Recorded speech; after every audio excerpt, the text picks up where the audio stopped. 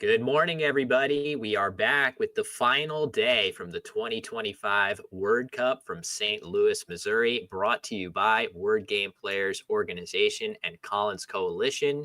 It has been an incredible 4 days of action to this point, switching between the Collins and WoW divisions. And today I am joined for our final 3 games of live coverage by my good friend, top expert, Morris Greenberg. Morris, it has been pretty amazing to see what's gone down in the WoW division. Yeah, I will admit, yesterday I knew I was commenting today and I was getting a bit nervous. Like, oh, well, Nigel's doing great, which is great for all of us, but am I not going to be able to see Nigel on stream tomorrow? And it feels like, yeah, that's kind of happened. Although if Wellington gets Gibsonized, I guess we could see what sort of occurs. Yeah, that's true. You never know. We are headed back into the Collins division this morning with the WoW division completely wrapped up. Nigel Richards adding another huge trophy to his voluminous trophy case in grand style with one of the craziest end games you will ever see in Scrabble. Magnificent performance by him. But yes, back to the Collins division today, where we have some incredible players from around the world. In fact, world champion level players, UK champions, North American champions, and our first matchup of the day. Wellington Jighere in first place is going to be taking on the only player to hold UK and US national titles, Austin Shin. That is a fantastic matchup, Morris, which I'm really excited for us to dive into. Yeah, I've watched both of them on streams before. I haven't commentated either of their Collins games, I believe. I've commentated Austin for like a promotional events once. Um, but this will be really exciting to see, especially because they both score such. They both emphasize scoring and have sort of a very greedy approach to their games, from what I've seen, and so it'll be interesting to see how they outduel each other in that sense. Yeah, it is an interesting stylistic clash as we're going to let our players know that they can start things up for us here. Wellington, I feel like he is more apt to go off the beaten path and pick some plays that achieve a really interesting strategic objective, whereas Austin is so solid at finding those really strong, what we call equity plays that combine a good score and a good leave. Incredibly strong word knowledge as well for both of these players, but maybe even a slight edge to Austin from what we've seen. Wellington just so tactical. That's where he has his edge over almost everybody he plays. He's about to go first in this game. And immediately the Collins only bingo, Morris. This one may be unfamiliar to the North Americans, but it's going to go on the board within a few seconds. Yeah, truly a nice find. Oh, So very nice. sorry, I'll walk myself out now. But yeah, coming in great start hot. to the game. That is fantastic. Morris in fine form already. Our first play of the day. Very nice. I guess only thing to consider with this is where on the board to place it. Any thoughts of what you would place, where you'd place this? Yeah, this is a bit interesting. I'm guessing this minimizes the ability to place 7-letter words specifically. Putting the T and the R on the most left positions there should prevent sevens slightly more often. So maybe that's Wellington's goal there. Because the O tends to be a pretty good letter to put below or above a double letter score. So I think he's going for minimizing bingos rather than minimizing midpoint plays next turn. Yeah, it's a really good point. If you imagine this word maybe being slotted here with the E in this spot, pretty much any 7-letter word is going to easily fit underneath going across the board. By slotting the word further over, as Morris said, it takes much more specific overlaps like I, E, R, anything like that is still going to play. But anything ending in a whole bunch of common suffixes just will not fit on the board after that positioning. So that's the sort of thing that when you see Wellington make a decision like that so quickly, it's because he's probably made that type of decision many, many times in his career. And this is a theme that he's applying to this position. When I have a bingo like this to open and there's no real obvious place to pick to minimize those vowels next to the double letter scores, I'm going to go for bingo prevention. I like the idea for sure. And meanwhile, it's over to Austin. No bingos available for him with that tough W. I do feel, Morris, like the W slotting in this useful spot might be the best that Austin can do here. Yeah, are you saying something like Ween or something like that? I guess above, making W. Okay, he's going below. Yeah, that makes sense too. Either And way, it, yeah. yeah, and the A I think tends to be a slightly better tile than the I in 3 tile leaves, although it's not guaranteed. Um, yeah, it's going to be pretty close between those two. My hesitation with this one compared to the other one actually was this gives more plays directly below it, whereas Ween above has fewer hooks Mm. after right above WO. So they're probably pretty close, if I had to guess. Yeah, it's an interesting point Morris is making. The possibility of playing just WEAN on top, maybe a little bit more difficult to reparallel. As it is, you can see Wellington with poked set up. That's going to score nicely and play underneath wine, and score 36, in fact. Seems like a pretty nice play. Continuing to close off a little bit, though, if you imagine poked on the board, it is going to allow for some sevens to go down underneath, but nice to block the T and R of Truly, Morris. Yeah, I mean, this seems like a very solid idea. And it looks like he's now picking it up and getting ready to play it. So, good start for Wellington. Uh, we'll see how long it takes to get a vertical play in there. This horizontal game looks aesthetically pleasing right now, but doesn't get the full space of the board. It'll be tough to access the top left, for instance, with this style. Yeah, also true. And Wellington had to be, forgive me, everyone. I'm so sorry. Morris is bringing out the worst in me. Wellington had to be careful what he played, or else Austin would respond with something very good. In fact, Austin really wanted this T to be open, so that he could play crate full, but that is now going to get blocked. So that was a tough break for Austin, looking to play an 8 through the T of Truly. He's going to have to improvise and find a non-bingo scoring play here, Morris. Yeah, are there any specific ideas that are jumping out to you immediately? Well, something like few are right here, making the Collins OU and Collins hook to OWE. That scores 35, leaving CL. Of course, if I'm Austin, I would first be thinking about maybe can I go down from this K, but there isn't a 6-letter word starting with K here.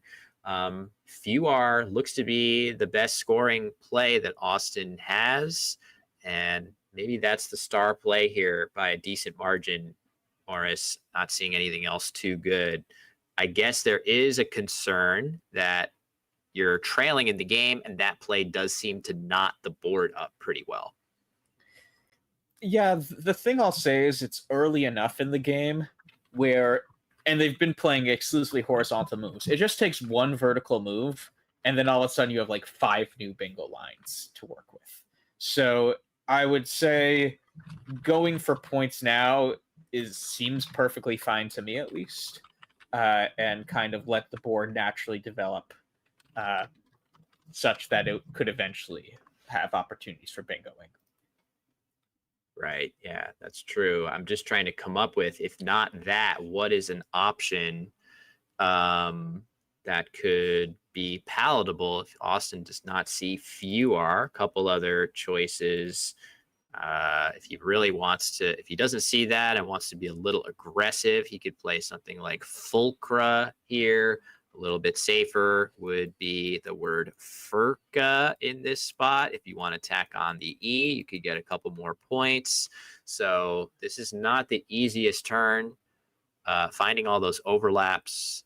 And Austin's thinking about it for a little bit, but knowing him, I really do expect him to eventually come up with his highest scoring play here. He is so good at finding plays like that. The interesting thing from Wellington's perspective is he's got some very, very good tiles. And after few are, if you could just imagine that on the board right here with the F and E, he will have zagged for an enormous score after that. So, Morris, it could be an example of good process for Austin creating a really tough result unless he can draw something fantastic through the Z that's going to be an open space. Yeah, I mean that'll be quite a blow. And yeah, I guess it's funny. I feel like I've been seeing such tight boards the past few days. My immediate instinct was to say, "Oh yeah, he has zag directly beneath the first few letters of few R." But yeah, zag is even more hurt for Austin. Yeah. The Z in the triple lane, something you would normally balk at for sure, but not for the huge amount of points that would be on offer for for Wellington, I should say, after that play. So let's see if that is how it turns out. If that is the truth of what Austin's going to play and what Wellington will respond. Oh, we're seeing a very different option here of just flew across the board. Not sure if this is a miss or if this is just Austin saying, I don't need those points necessarily on such a tight board. I'm going to open up more of the board for myself, in particular, the E hook on his rack. If he were to draw a bingo, now it plays in a very good spot.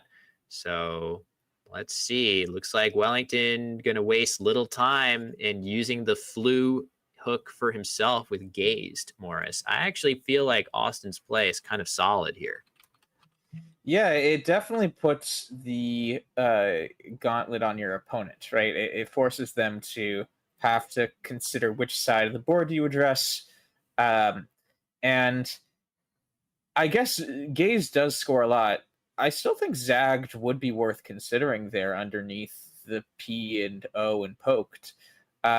Just because, like, you're not gonna you already have the Z, so the worst of those sorts of bingos along that line are still aren't gonna score that much. And you're now opening a triple line for the bingos instead. So I'm not sure if this actually negates Austin's highest scoring bingos necessarily. I think there's a lot to consider there. Yeah, zag here probably would have been Wellington's play if you would have just, let's say, Austin exchanged tiles and didn't do anything on the board and left just Oh the wait, existing board. I'm realizing he's setting up B gazed also. He kept a B. Oh, that's nice. Though that is very clever. I wouldn't say that play scores so much that you would go out of your way to set it up, but that is a cool extra bonus keeping the B. You have a good chance of getting a pretty good follow-up play holding the B here. People are noting, and maybe it's nice for the North American players in the audience to make note that in Collins, you can put an A on this word. So that's probably something Austin is considering. He's got very good scoring plays. If he wants to cash his S, he could just play RASE right here and score a very deceptively high number of points, 42 points there. And maybe a nice consolation of that would be you keep one of your two A's for next turn in case you draw something good here. So that is one way to go. Alternatively, Austin could try to cash one of his A's or a couple with some play up top, whether it's like car and a gazed or something like that, keeping an even better leave. But Morris, keeping those nice leaves with an S in them is very board dependent, and this isn't the best S board in the world. For now, although, like, if you make a play along the row 11 directly beneath poked, that's often going to create an S lane, right? And that might be the only tile that could, right. So especially if you go to like, if you make an oer kind of play, Mm. uh, right, that would basically make the S very valuable all of a sudden because that's an exclusive lane for only starting with an S. Um, so I see in the short term that the S isn't necessarily the best tile, but in these sorts of boards that are so clumped together with so much available space in the future, the S could become valuable later on. Yeah, interestingly, Austin making a play that is a little bit down on the list of the engine approved plays, but it has one huge advantage, which is it sets up a very good S hook on a board that did not have one prior. So Erica going to work out very well for Austin, as now he should be able to bingo with ease. Whereas it might have been a little bit more difficult. Although with this draw, Morris, Austin was probably bingoing no matter what. Yeah, the tile gods looked favorably upon Austin this time around. So, but Wellington got a very nice play in B-Fog to clean out most of the clunk. Getting rid of BF and G on any turn is good enough usually, and scoring a lot of points with that too is a cherry on top. So, Wellington has a commanding lead that Austin will narrow a bit with a bingo, but he'll still have the lead after this bingo turn. Yeah, for sure. You can get 73 points by playing your S here, but there's no way Austin's going to do that, opening a triple when he doesn't have to, when he can just pluralize Erica for 72 points, only a 1 point sacrifice. I feel like we're very likely to see Austin use the S hook that he just set up. But as you say, Morris, Austin is quite a bit in arrears. Very nice play, like you said, of Befog. Any word that contains BFG, as you alluded to, is going to be very useful in Scrabble because those tiles don't work very well together. There are not very many words that contain those three letters. So the ones that do gain outsized importance. Befog, definitely a very useful word to know.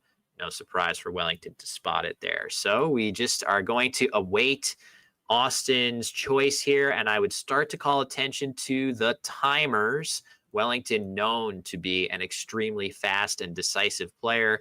Austin also has no issues playing quickly, but in this particular instance, he's had some tricky turns, and the time advantage is already quite extreme, Morris. Yeah, although, yeah, that is a lot of time he's taken. And I wonder what he's thinking about here. Is he looking for any really long words or maybe underlaps or something? It seems like this is a Yeah. straightforward-ish turn. You're right. It's probably the underlaps because you've got Lido, you have the O on your rack here. You again have the R hook that we alluded to with the few R play. So Austin is probably looking for that jackpot, whether it's something with maybe RS or SO or some combination that can still manage to fit under there. But this is also, it should be mentioned that this combination of otters blank probably yields, several, 20, 30, 40 bingos. I'm not even sure how many. So there are a lot of decisions, or rather, there's a lot of racks to iterate through that have answers in terms of does this yield a bingo? A lot of options to sort through, but I would definitely be thinking here that of those many, many, many options, Morris, probably most of them are pretty similar to one another, very hair splitting, and maybe the time that you're spending on the decision is the most valuable commodity. Yeah, up to a certain point. I mean, it's always a delicate balance that you want. I mean, we were watching Nigel for days who would spend like a minute every single turn, no matter what. Somehow he could process all moves at roughly the same rate. But for mere mortals like us, it feels like, yeah, once you kind of do your uh, due process of like making sure there's nothing huge you're seeing, then uh, yeah, choose one that you definitely are sure is a word and doesn't give too much back. Yeah, that's an underrated component, making sure the word you pick is valid. We've actually seen a couple games on the stream where players picked an option that scored well, did great things strategically, only one blemish. It wasn't in the Scrabble dictionary, which is like that's always an ever-present concern, and it's something that as we watch these players at such a high level picking turn after turn valid words that they've studied, it really, we have to zoom out a little bit and remember all the preparation and effort that goes into that dictionary mastery at this level. No, none of that is required to play really good Scrabble and play, have a great time playing Scrabble. It is required if you're trying to win divisions at an event like the Word Cup. As we see Wellington playing Cat parallel to Gazed and Befog. Interesting choice because he did have it here too, Morris, for a very similar score, actually the same score. So he hasn't committed his play yet. I could easily imagine him picking this up and putting it back on this tee if he felt like this Q in space would really make the upper left corner of the board difficult to access long term. That being said, his positioning blocking the E of Befog, also a valuable goal. Where are you leaning between those two choices? Yeah, it is interesting. I mean, I think given that Austin just bingoed, you're if you're balancing between immediate short-term value in defense versus long-term value in defense, um, you would lean towards the long-term value one. That being said, you could say that this kind of kills the top right area of the board long term too. Mm. So I guess it depends which area of the board you kind of want to make dead after this turn. And I think it's reasonable either way. I mean, the nice thing about blocking with Cot here is that it eliminates the possibility for Austin to do sneaky things along row 2 that force you to think about blocking row 1. So they're just different flavors. It'd be interesting to sort of think about what Wellington is sort of favoring versus not favoring there. Yeah, very good point too about the possibility of just cutting off any play from this E, even the non-bingos, like you said. It might be possible for Austin at a deficit to play something to this E that very aggressively opens the top of the board, or maybe multiple lines at once. So Cat definitely stopping that before it happens. It does feel a little bit more powerful short term, as playing Cat here, these spots aren't really that much of a threat. It's going to be kind of difficult to bingo either to the T or to the R, both of which will open a triple in response. Whereas you do feel like you block a lot more stuff playing Cot where Wellington did. So as we think about it a little bit more, I'm liking more and more his choice. Austin playing Jury from his rack that contained UUYY, not the draw that you ever want to see most of the time playing Scrabble. So I think that made some sense. Another option for Austin could have been to cash one of his Ys here with something like Yum if he felt like the J had some hope for some other spot on the board. Not necessarily sure I'm seeing such a good spot for the J. So it makes sense why he would spend it right there. So back over to Wellington with Wino set up on the rack, Morris. I feel like he could be getting set to play that underneath poked for a solid score. Yeah, seems very solid. I mean, the other thing that Cot did is it really limited scoring spots in general on the board. Now that Cot, then followed by Wino, really like it's bingo or bust in a lot of ways for scoring soon enough. You can kind of keep stacking below Wino, but this isn't a good like 30 to 40 point board. It's basically bingos or nothing. Yeah, it's a very good point. Not a lot of easy way to scan that and sort of tell that is how many triple word scores are open. Very, very difficult to access. Certainly, you can't get to this one, this one, this one, this one. Now you can't get to this one, and this one requires an 8-letter word to ending in O. So that's a good check to see, how good the board is for scoring. Of course, there are many other ways to score points, as Austin does now cash in his other YU combination with Winey. I think that one seems pretty straightforward as a good play, and an horrendous draw for Austin, keeping ACIT. He draws I. while Wellington draws adenine from the bag and has a place to play it. This is a big swing in this must-win game for Austin. Yeah, so it'll be interesting to see how Austin handles Oh, he drew Nandine. Sorry, I misread the rack, sorry. but it's the same principle, I guess. It's still bingo. Yes. Sorry about that. Yeah, this will be interesting to see how Austin tries to navigate this position. I mean, uh, must-win game.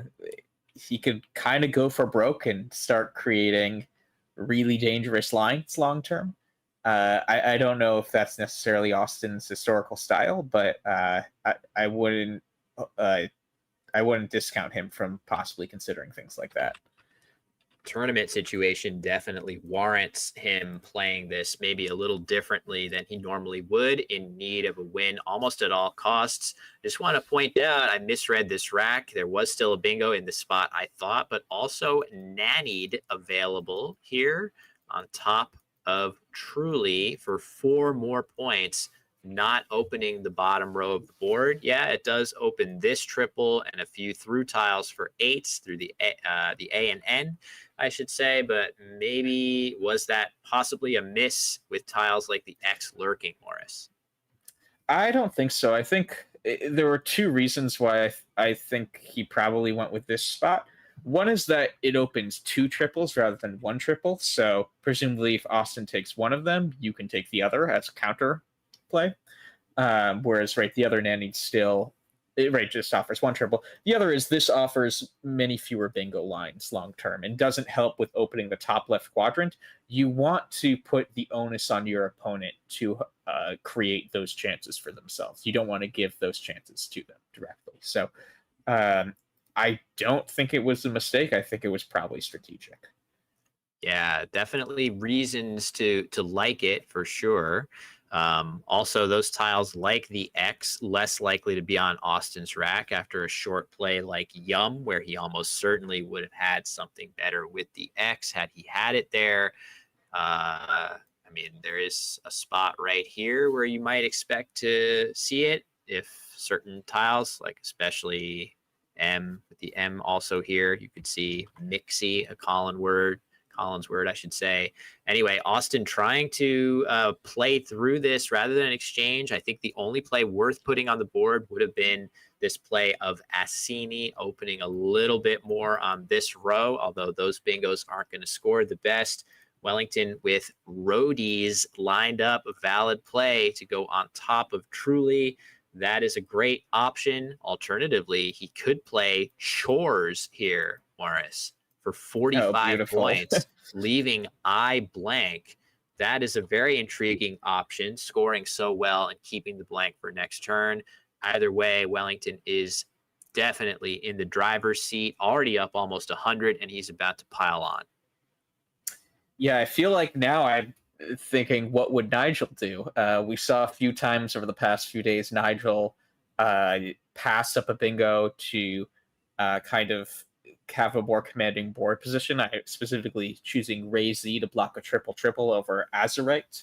Um, and I guess the way to reason these sorts of decisions between the bingo versus the high scoring non bingo, keeping the blank, is what's kind of the worst case scenario of each.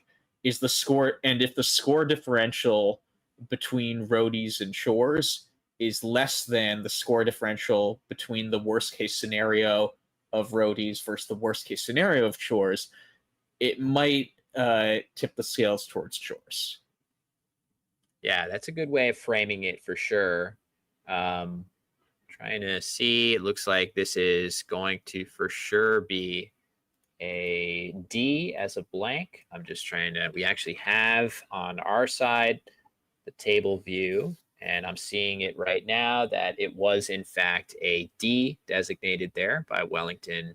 So roadies for 71, over chores for 45. Computer engine seems to like Wellington's choice here. And it puts him in commanding position in the game, even before you turn back to Austin's tiles, Morris, where things only get worse. Yeah, and I think going back to what I was saying with worst case scenarios of each, this doesn't open the triple or anything, so you don't need to worry about triple triples. Both cases, the worst case scenario is probably a bingo, and that will probably be, I don't know, 20 points at most between the most dangerous bingos with the new spots Austin or Wellington just created versus if he played Shore. So I think it makes sense. Austin kind of doing the necessary things to get out of this jam and try to get at, I guess, two bingos. But given that there are only 17 tiles remaining in the game, that seems pretty unlikely. He would need to draw a bingo this turn, basically, and have Wellington plays less than 3 tiles. And so I think Wellington at all costs should try to play 4 tiles this turn to eliminate the possibility of having Austin play 2 bingos for the rest of the game. And to your point, Morris, almost on cue, Wellington has spotted an epic play that accomplishes that exact goal. He is surely looking at playing Mopes here using the Collins only Ume for 52 points, using the number of tiles that you suggest to make it impossible for Austin to bingo twice while also scoring incredibly well. And to make matters worse for Austin and better for Wellington, he even keeps the X with a couple of good ideas where you can play it. This is fantastic on his part. Yeah. So I think this should basically lock up the game. I mean, I don't think Austin has a bingo regardless. But yeah, even if he did, this is the play that would clinch the game. It's just too far out of reach. I mean, 2 bingos probably still wouldn't have done it anyways, to be clear. He's up by, or Austin's down by almost 200 points. So those need to be 2 pretty hefty bingos. But not even allowing for the second one is really, really strong.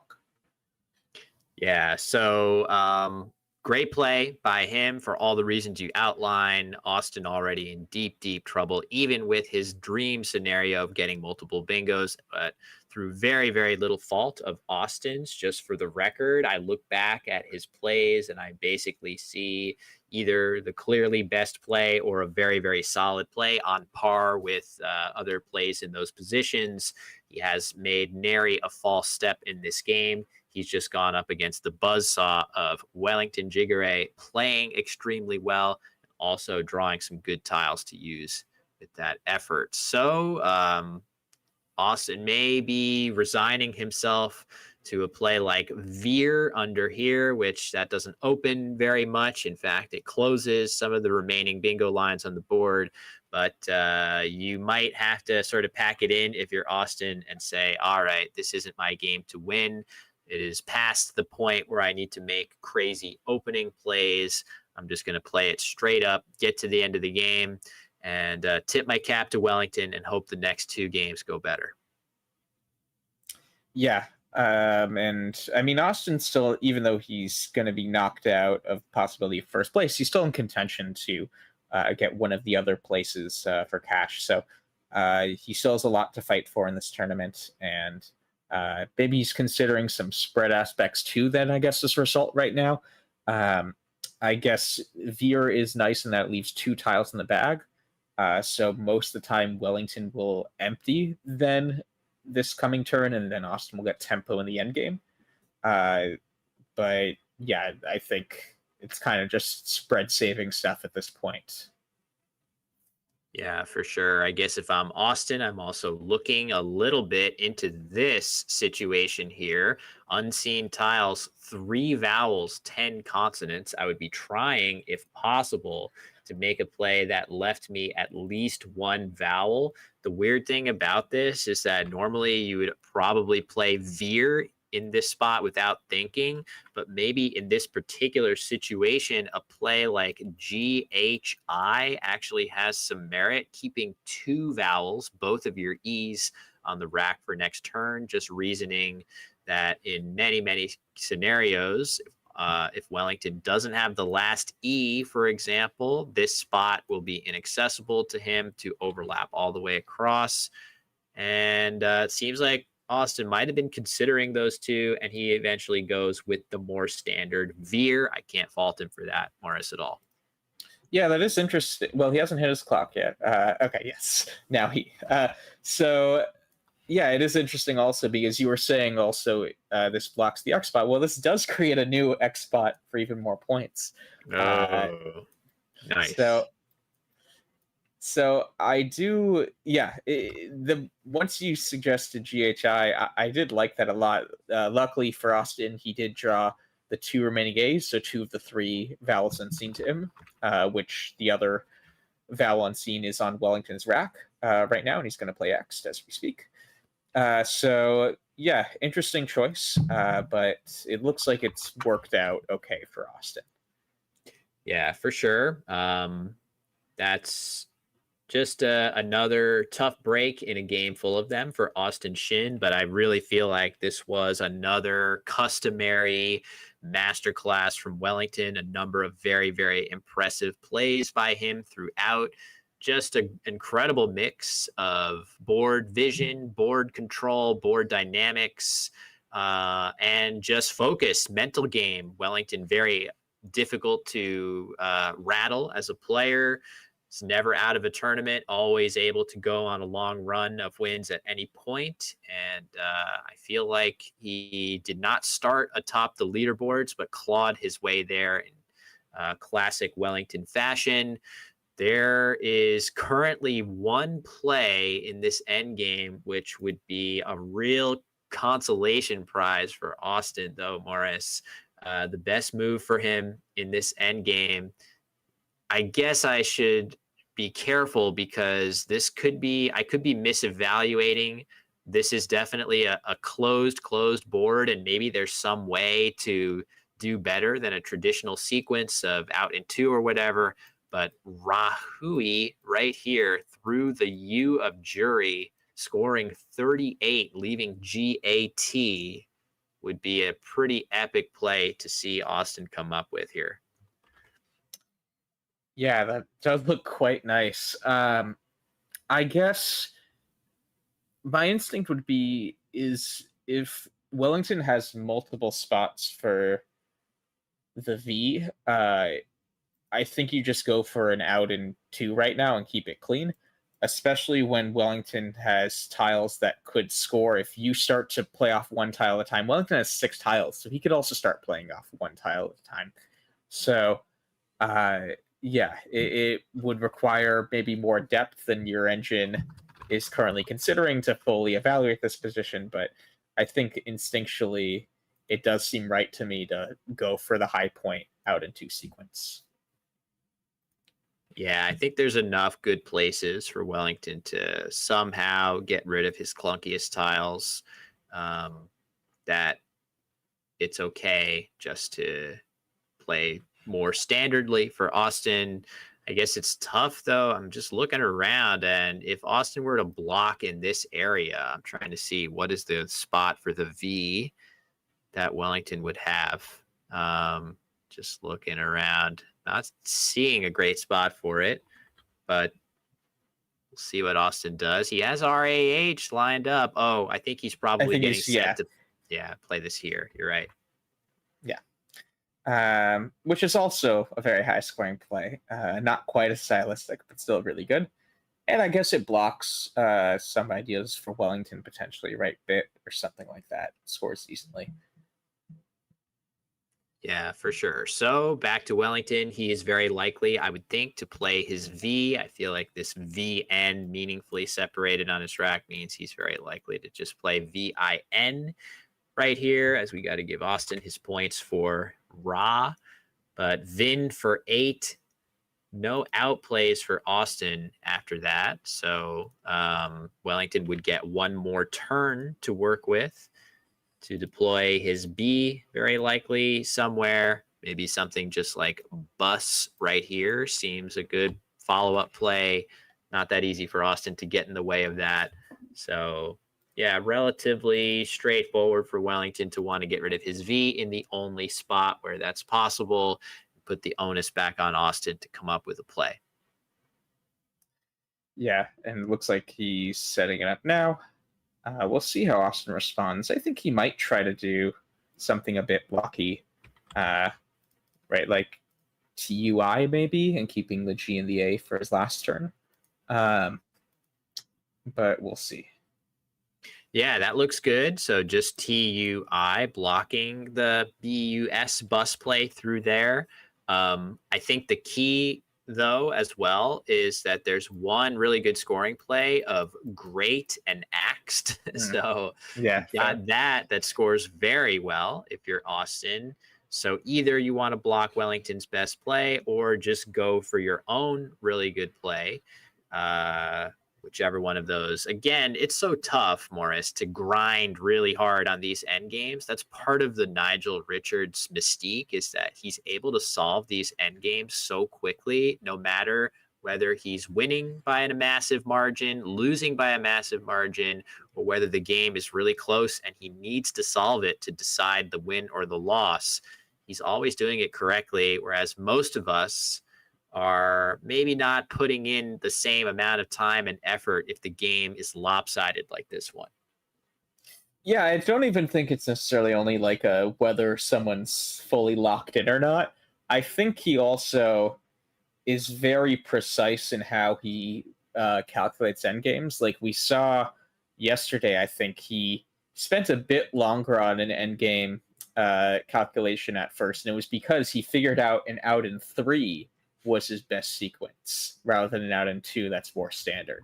So uh, even if people are trying really hard and not checked out, I think there is a certain level of rigor that Nigel's probably putting into endgames, even in at his peak versus anyone else's peak. Yeah, for sure. And Wellington follows up with that play of Bus, which is his highest scoring option and best play. And Austin with his accurate spot for the eye right here in Koi for 8 points. So well done to the players for basically nailing every aspect of the end game, except maybe that crazy play of Rahui for Austin. I'm probably butchering that. As we see the handshake, Wellington 502 to Austin 344. A critical win for Wellington as he draws ever closer to clinching the Collins division, Morris. One more win for him may well do it with the way the standings are shaking out. Wellington at 20 wins after this. And based on other results, his next closest challengers in the standings may only have 18. Yeah, I guess, do we have any confirmation of how Josh Castellano did? So Collins Coalition event director Evans Clinchy has been in the chat giving us updates that matchup between Josh Castellano and Alex Seaholm seemed to be going in Alex's favor, with over an 100-point lead for Alec at one point in the game. Not 100% sure yet how that game finished up. And that would be a big blow to Josh Castellano, who was currently the closest trailer of Wellington in the standings by just one game. He would move down to 2 games back and potentially as much as 800 or maybe closer to 1,000 spread points behind Wellington after Wellington's big win. If Josh is going to lose by 100, it could be looking pretty grim for Josh to catch him.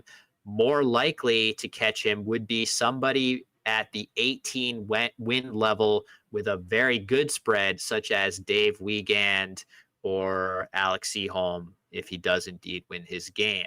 So we'll just have to see. Still plenty to learn about the tournament position going into our next round. But we not too much to report over from the WoW division in terms of who's won the tournament. That's already long since been wrapped up. Nigel Richards clinching in incredibly dramatic fashion, Morris. Really, I'm not sure what other player has a knack for providing moments like that. I think that's why Nigel's videos go viral. Yeah, there is that element to him where he just has a knack for that. So yeah, we'll see as we learn more about the lower placements in WoW. We'll try to get you that information when we have it. The links are pinned at the top of the YouTube chat. So yeah, just you can try to refer to those if needed. So yeah, there you go. Our first game of the day, a big win for Wellington, moving ever closer. I think what we're going to do now is take a little break as we get set, watch more results roll in, and figure out, most importantly, who is Wellington going to face in round 30 to continue his quest to win the Collins division here at the 2025 Word Cup. We'll see you in a couple minutes.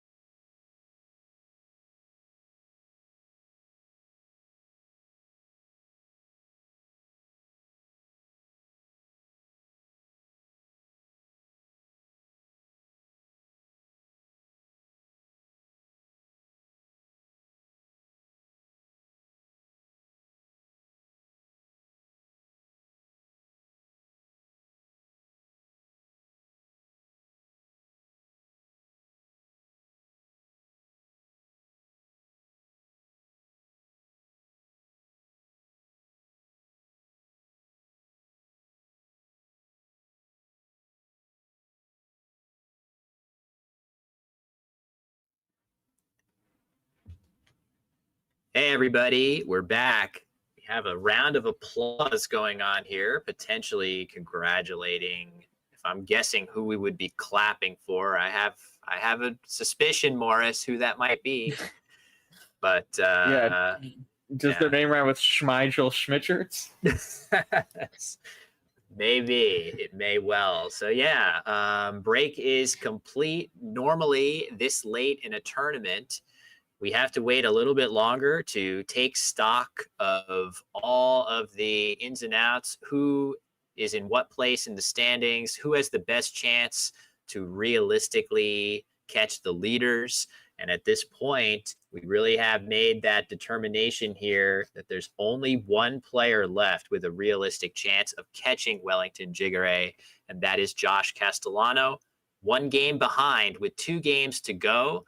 So it's very likely here that the only scenario that Josh can overtake Wellington is 2 straight wins. And that is the task in front of him. Morris, we were going through the head-to-head record between these two and looking at all the different organizations. Our belief is that with 2 games between these two already in this tournament, this is a three-peat between the two. Wellington winning both of those encounters and all 4 of their prior encounters before this game. So a 6-0 head-to-head for Wellington against Josh. Yeah, it's pretty incredible. And I mean, I think it shows Wellington's dominance. Obviously, 6-game sample is very small, but it's really hard to have that dominating performance against anyone, let alone a player of Josh's caliber. So it really speaks to just how much of a force Wellington is. Yeah, and yeah, that is the best word, a force within the world of Scrabble for sure. And yeah, it's going to be a very tall order. But I would also say that as good as Josh Castellano is, being 0-6 against Wellington, he does not deserve that record, almost certainly, based on how good of a player he is. You could easily see luck start to sway back in his favor. And frankly, no slight to Wellington. I consider both of these players good friends. And no slight to Wellington when I say this, but I would be rooting for Josh in this game just to keep things maximally interesting going into the final round, Morris. No slight to Wellington. I'm just rooting for good Scrabble. Well, I guess doesn't mean we get Nigel if Wellington's Gibsonized, because then I'm truly 50-50 split for each. I'd love to see a finals game with something on the line, but I'd also love to see Nigel. Yeah, there is that possibility. So we shall see how it breaks down going into that final round. But Wellington 1 win away. Players should be able to start anytime here. With Josh going first to set the tone. There we go. We got the handshake. Very good sportsmanship from everybody throughout the tournament, as is customary here. And excited to dive into this one. So Josh going first. It's so nice, Morris, in those must-win games. If you could just get something nice on that first rack to start the game on a good note, it takes the nerves, gets the little nerves off, and I would certainly say this draw qualifies. Yeah, I actually don't know what it is in Collins. I think in NWL or WoW, it's approximately some 1 out of 6.5 games you get a bingo on your opening rack on average. So this falls into that. He has his choice of options here. Is there any standout that you're seeing specifically here?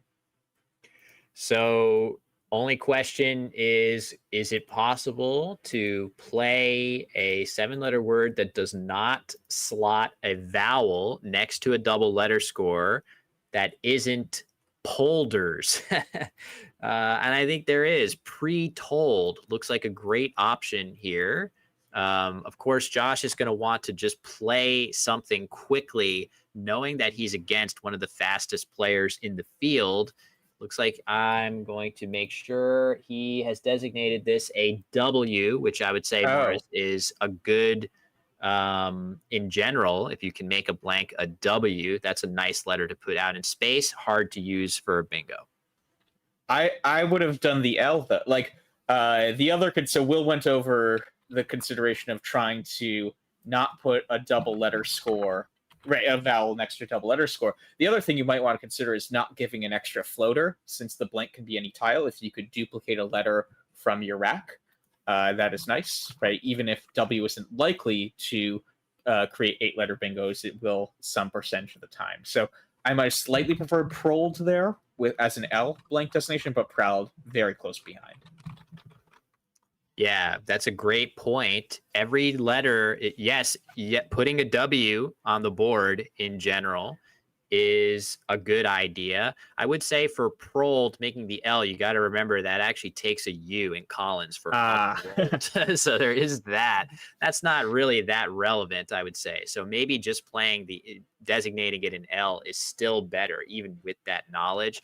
But very good point, Morris. Maybe there's some scenarios out of the vast, array of things that can happen in any given situation where Wellington had a bingo that only played through a W, right? Like that could happen. And if you designate the blank a W for Proud here, that would be a tough outcome to see happen. In any case, Wellington playing Quake, which looks by far to be an excellent and best play for him. But a very good start for Josh with his bingo, and now drawing some decent tiles. He should be able to use his J somewhere. Something like judo seems very reasonable to balance his rack and score decently with the J here. Not sure if it would be worth just leaving the O off for the Collins only Judd. This definitely has some long-term benefits to board shape, Morris. yeah, that is interesting. I guess it takes a Y as well, but yeah, that's quite an astute idea, and I guess that would give Josh some opportunities next turn for the O, either directly below or parallelly to the J in Judd. So uh, it feels like this is to some extent your choice of flavor of what kind of game you want. Judo here will maximize bingo percent chances for Josh, but Judd probably it does better in the cases where you don't get a bingo next turn. Yeah, so judo, a much more standard play just to keep that rack balanced. There are definitely players that might have left that O off just because it does make things so much more annoying for the board. I myself am probably playing judo just as Josh did here. You're up against Wellington Jighere. You cannot take your foot off the gas with only a 50 or 60 point lead. That's how I'd be thinking about it. And let's see what Josh draws. Decent tiles. Not sure if he has anything just yet. Whereas Wellington, with an S on the rack here, be tempting for him to cash it with judos if he were the one in the lead, creating a terrible board shape. But instead, with a deficit, I feel like a play making an F right here, Morris, would be fantastic for him. Yeah, so like foul or something, you're saying? Yeah, and there's also a Collins FOUD, which leaves even Nice. slightly better of a leave. And that is what he's going to play. This looks really, really nice with that S in hand. Yeah, that is interesting. I mean, the nice thing about either one of them is it forks the board when you have an S. Um, so that does seem quite good. And actually, yeah, I'm trying to think of what else. Fluid might have been an option there next to the O in judo, but I think all three of those seem reasonable. Yeah, for sure. So back over to Josh. He has decent bingo tiles, but we can spoil it for you all. No playable bingos for him here. He's got the ING combination on his rack. When you have those letters, Morris, sometimes they can be fantastic, but they are very board dependent. Do you have any optimism for an ING leave on this board? It doesn't seem like the best. But first off, right, you can notice that most bingo lines available, namely the two that Wellington just created off of EF and off of the D in food, um, so the EF, you can't put a G after it, you can only put an S, a T, or an F. So that doesn't seem conducive to bingoing. And then I guess you could go for bingos through the D or maybe through the AR or UP on the left side of the board, but it doesn't seem that fruitful. So just scoring and not being afraid to kind of give up that natural synergy, maybe something like Magian, Ja, and Un seems reasonable to me. Uh, Mm. but Yeah, Magian, if you do not spot the other play available, this seems like a nice way to score well, not worry that much about your leave on a board that doesn't feel that great for good bingo leaves. But yeah, mirroring, as has been oh, pointed out in nice. the chat, is this word that if it's spotted, it just scores so well. The issue with it, though, Morris, it leaves AA versus just an E for Magian alone. So there is going to be a big gap in leave value there where Magian might make up the difference. Yeah, that is interesting.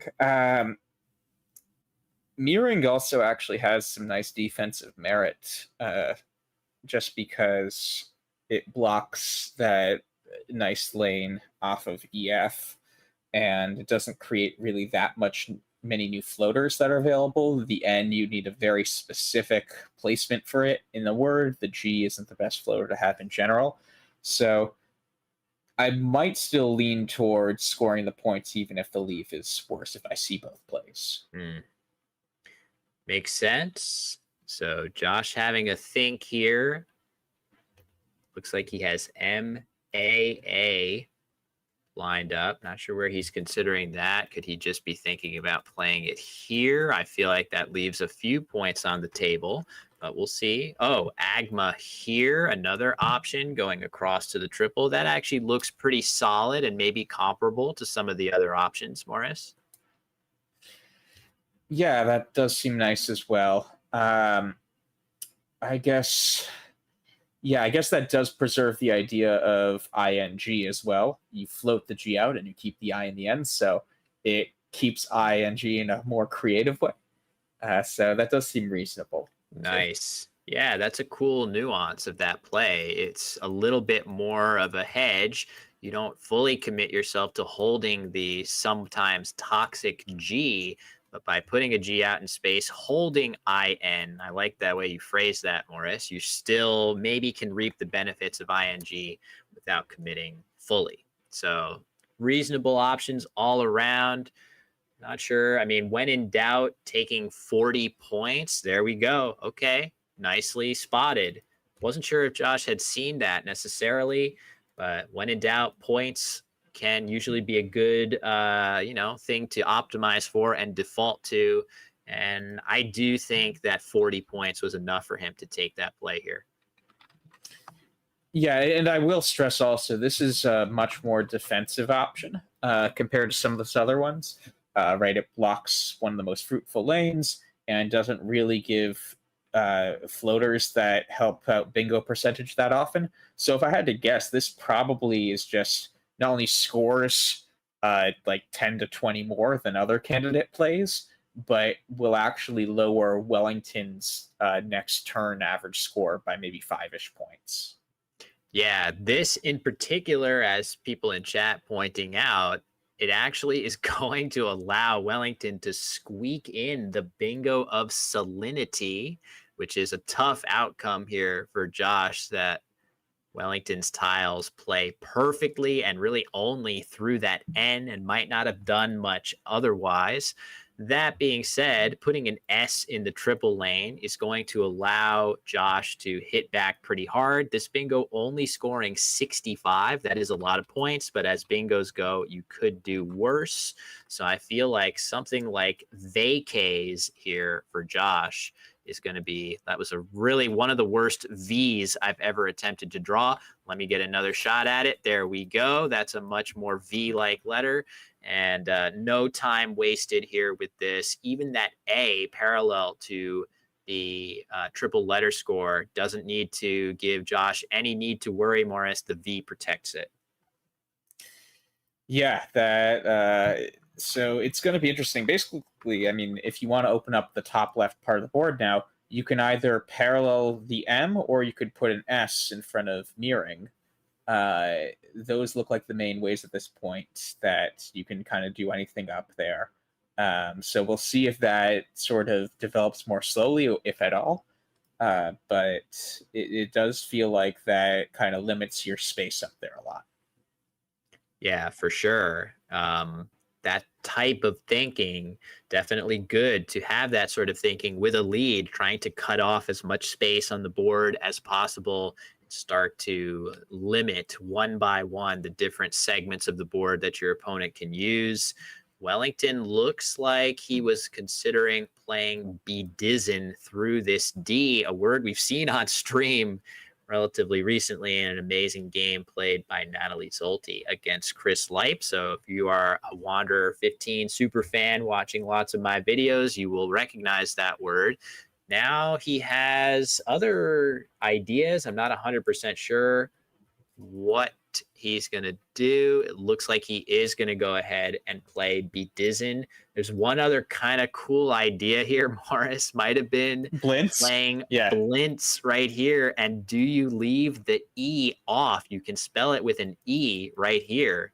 But if you leave off the E with Wellington holding one, actually two, that's, I don't know if that's worth doing. Wellington's still kind of close. I'm not sure I'd gamble like that, but interesting idea, right, Morris?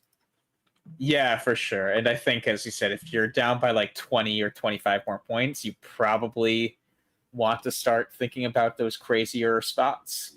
Uh, I don't. The other thing I would consider if I was thinking about that even is I don't think vacays indicates to me at all whether Josh kept or did not keep an E. We know he didn't last turn. We know he kept SM and did not replenish with an E.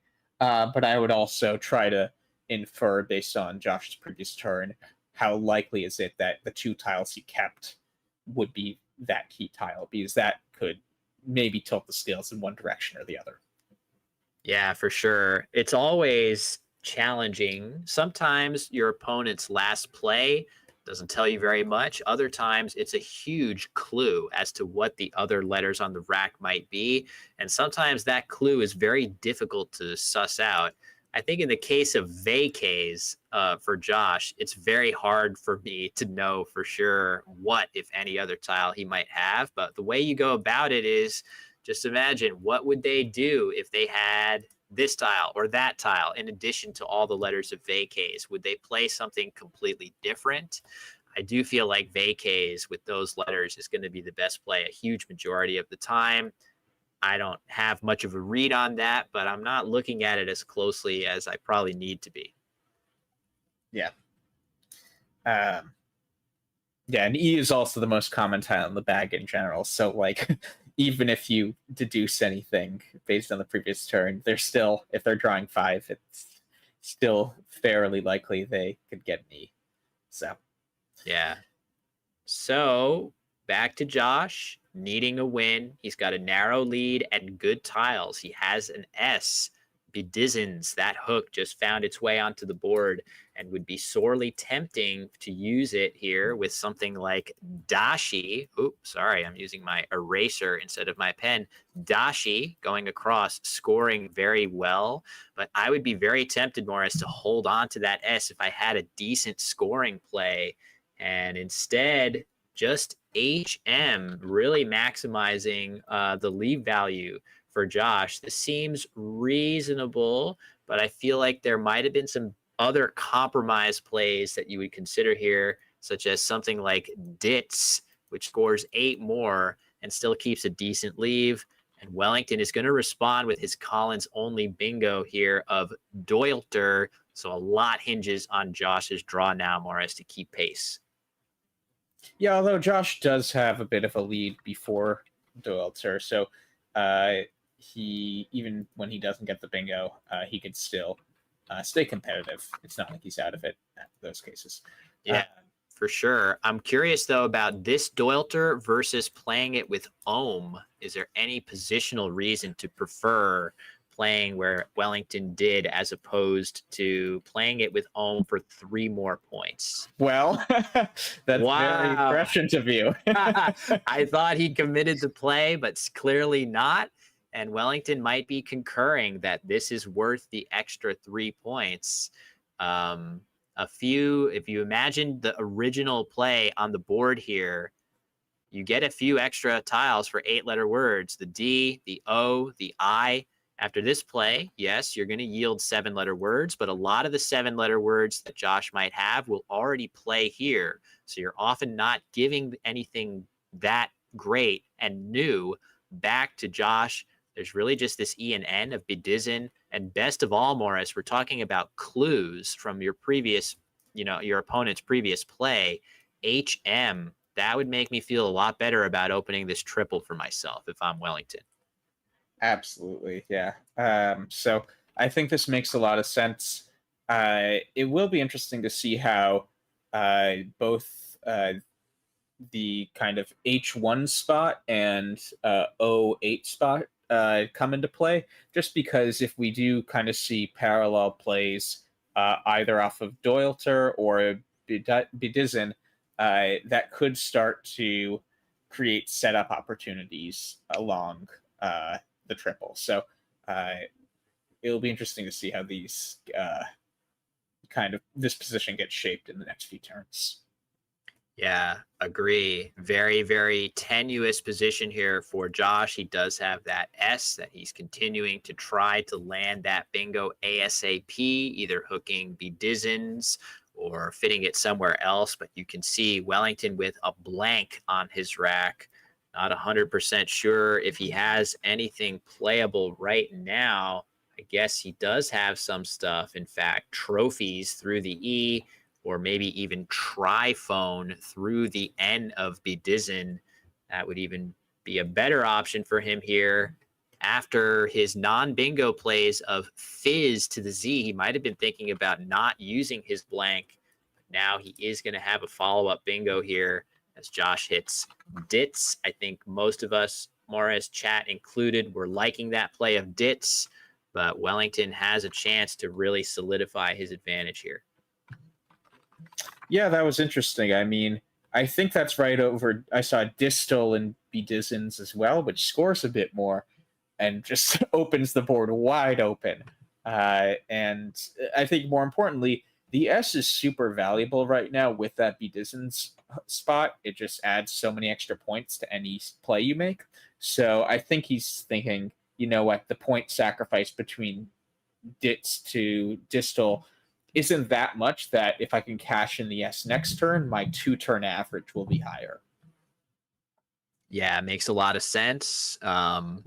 Always good to think about your turns in sequence as opposed to just one turn maxing out. That's why any Scrabble playing bot that just optimizes for points is going to be able to be outplayed pretty handily by a human player that knows when to turn down that instant point gratification for the future and for defense.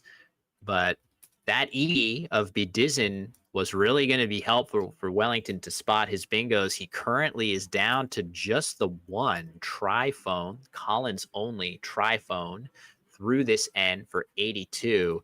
If Wellington cannot spot that one, he's going to have to improvise and play something different. And meanwhile, Josh has drawn into another Collins only word of saltate, which does play at minimum right here, maybe somewhere else that I'm not seeing. He has Atlantes as well through the N and Bedizzen.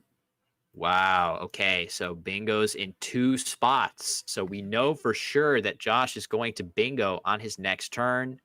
The only question is where and what is Wellington going to play? Is he going to spot that 82 pointer with so much at stake? 1 win away from clinching victory. This would be a huge one for him to spot. I haven't really seen evidence that he's seen it, Morris. Yeah, and it seems pretty automatic if you do see it, to play it at this point. Granted, given that you don't see any other bingos, or that there aren't any other bingos, and you can confirm that.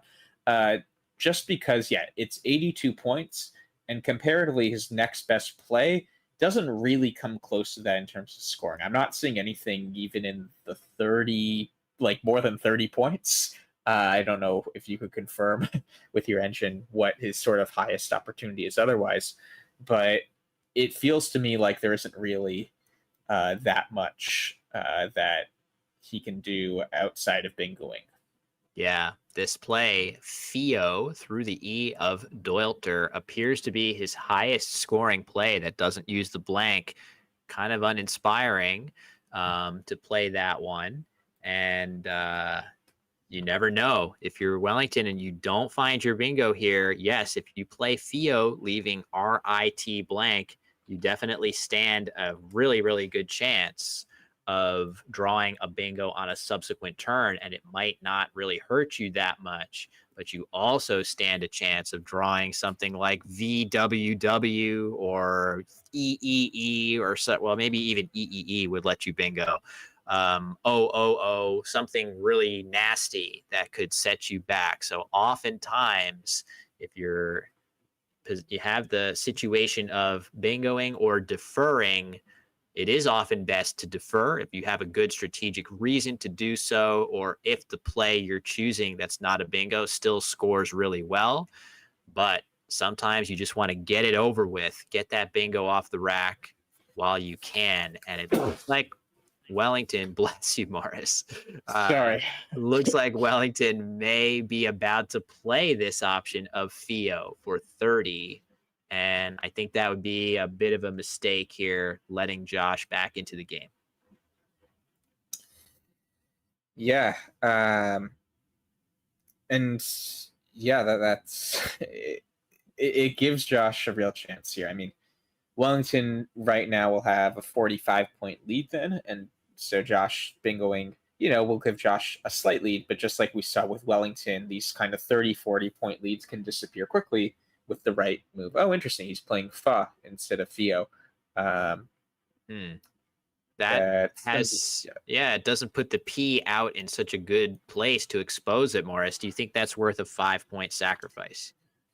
I don't, just because I feel like the bingos along row 2 could be even higher scoring with an X still out, right? Something like, I don't know, extends or something, extols, something like that would just score so much more by comparison. This is an interesting choice too of Saltate here for 71 or Atlantes for 68, which seems to lead to a huge amount of long-term board openness. If you think about Saltate on the board, a play right here into the S would leave kind of relatively fewer options. But this play, now there's a ton of openness on this board all over the place. We were talking about it earlier, Morris, the sort of general metric of how open is a board, how good for scoring is a board. Look at the open triples. This one, this one, this one, this one. It's everywhere.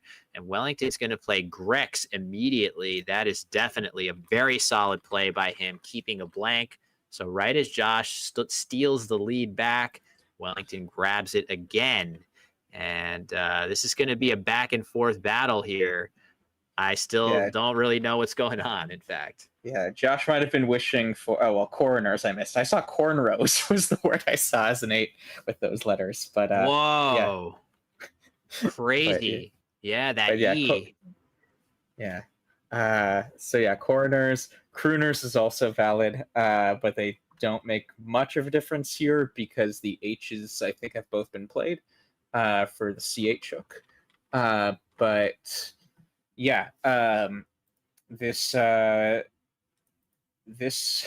going to be a back and forth game, I'm guessing, for most of the rest of this game, just because if you're up 40-ish at any time in a really open board, your opponent will often be able to score around that amount. So we'll see how this unfolds, but especially since Wellington has the blank, even if his letters aren't the greatest right now to pair with that, this could be kind of a back and forth position for the rest of the game. Yeah, this is crazy. It's just amazing for Josh that he was able to get that bingo down immediately before Wellington was able to use his blank. However, Wellington's still in very good shape here. He has one more playable bingo. It looks like he's getting it in order on his rack. Tahiri's, there it is. He can play this into the S of coroners. He spotted it, his only playable bingo from those letters. 83 points on offer for him. So even though a bit of a gut punch with Josh bingoing twice in a row, Wellington's still in pretty good shape. He's going to have 83 points coming. That being said, if you imagine that word on the board, the T is going to be here. So there's going to be a bingo possibility here, as well as to the G at the top of the board and to the B of bedizen. The board is nowhere near dead. Definitely an opportunity for Josh to balance his rack and maybe draw into a winning bingo to prolong the his tournament hopes here, Morris. Wellington, the favorite, clearly, but Josh far from out of it. Yeah, this is interesting. I mean, it feels like, yeah, if it looks like Wellington's maybe searching for other ideas for, oh no, he's looks like now he's circling the blank. I was Yep. gonna say maybe he was concerned enough about the T hook that if he had some other option that was high enough scoring, he would consider it. Right, even where WAIR through the A in Atlantis scores decently. But yeah, this is such a pretty bingo. And he's in the driver's seat, but as Will was saying, there are some threats on the board, and Josh just needs to be careful about not having the board be exhausted in the next few turns so that he can uh, potentially hammer one of those bingo spots. Yeah, it's tricky too. Oh, looks like Josh is going to challenge it, giving Wellington an extra 5 points. So we have to reflect that as well in the score. It is valid. So he's going to move up to 420. If there is any doubt in this word at all, and there easily could be because it's not the most normal looking word, it is valid only in the Collins lexicon. Makes sense to give it a challenge here, but of course, the 5 points going to put things just a little bit even further out of reach for Wellington. And maybe some of the eventual bingos that Josh may draw might not hit quite hard enough. So maybe you'd like to see no challenge there.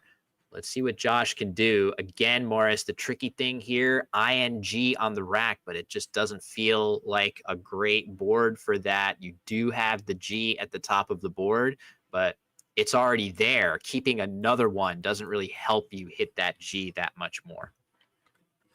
Yeah, so you might, and there are some other clunky letters here.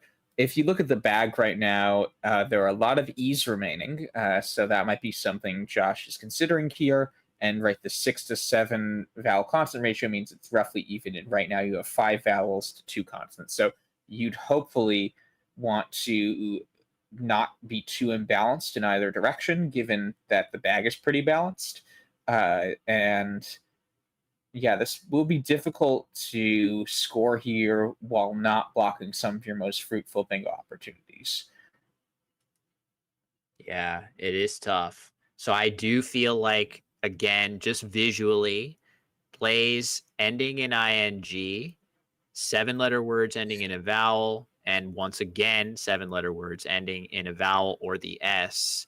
These are the three spots. So whatever you play, if you're Josh, you got to be really careful, in my opinion. If you don't want to play anything down here, in my opinion, because it's too easy for Wellington to play something here that blocks both of the top two options. So you need to leave at least one option available on the top and this bottom line. To me, that would be an absolute requirement in this position. That being said, I would also want to try to keep my I and N if I have any hope of hitting this spot. I really don't. And that might be what Josh is thinking is I'm going to set these to the side and see what I can do with the rest of my tiles. How am I going to, navigate this that way? tough one, Morris. This is a very, very tricky situation. Yeah, one of the first things I might do is actually determine how often am I required to draw the S to win the game.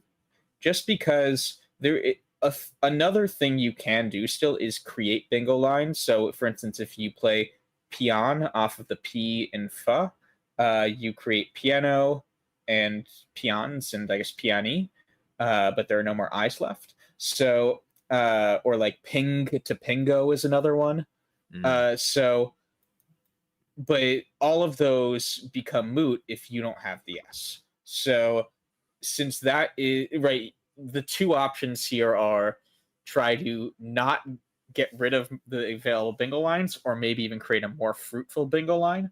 Uh, because creating the more fruitful bingo line will necessarily mean you need to have Wellington not have the S, then my first instinct would be in other situations, how often is it a requirement that I have the S? Because then I can just eliminate that strategy entirely, if that makes sense.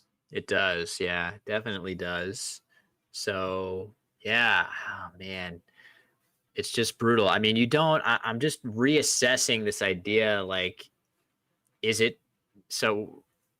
I was saying that keeping IN is paramount, but you also want to realize that if you do something that makes it difficult or impossible to hit this, but you at the very least leave these two spots open, Right. then you can still draw something ending in a vowel that's going to play. Also important to note that there are 6 tiles in the bag. I feel like that's a good amount so that it could be if you score enough with your play here, if you're Josh, you should be able to still outrun with a bingo, especially with all this heavy stuff. So if you can play, I don't know, it's hard to imagine playing 5 tiles here, but maybe 4 tiles feels like a good amount.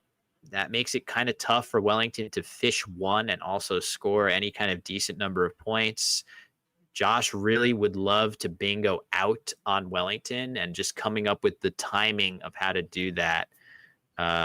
Maybe you have to play only 2 tiles here, so Wellington plays 3. No, that doesn't work, and you would fish I mean, one. But I am also wondering, with two N's in the bag, how paramount is it to keep an N here?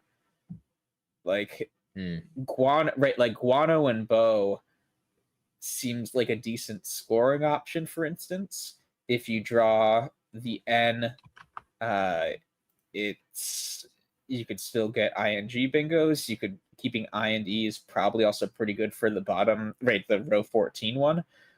So I do wonder if we're kind of pigeonholing the IN combination a bit too much, given that there are two N's still.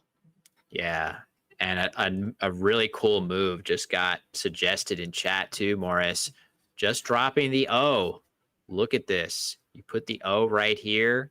All of a sudden, all these E's become Eugenia in 2 spots Nice. that cannot both be blocked. Among other things, Anguin as well, guanine. Both of those will fit in these 2 spots as well. Even guineas, if you Guineas, draw the yeah. S, will fit down low.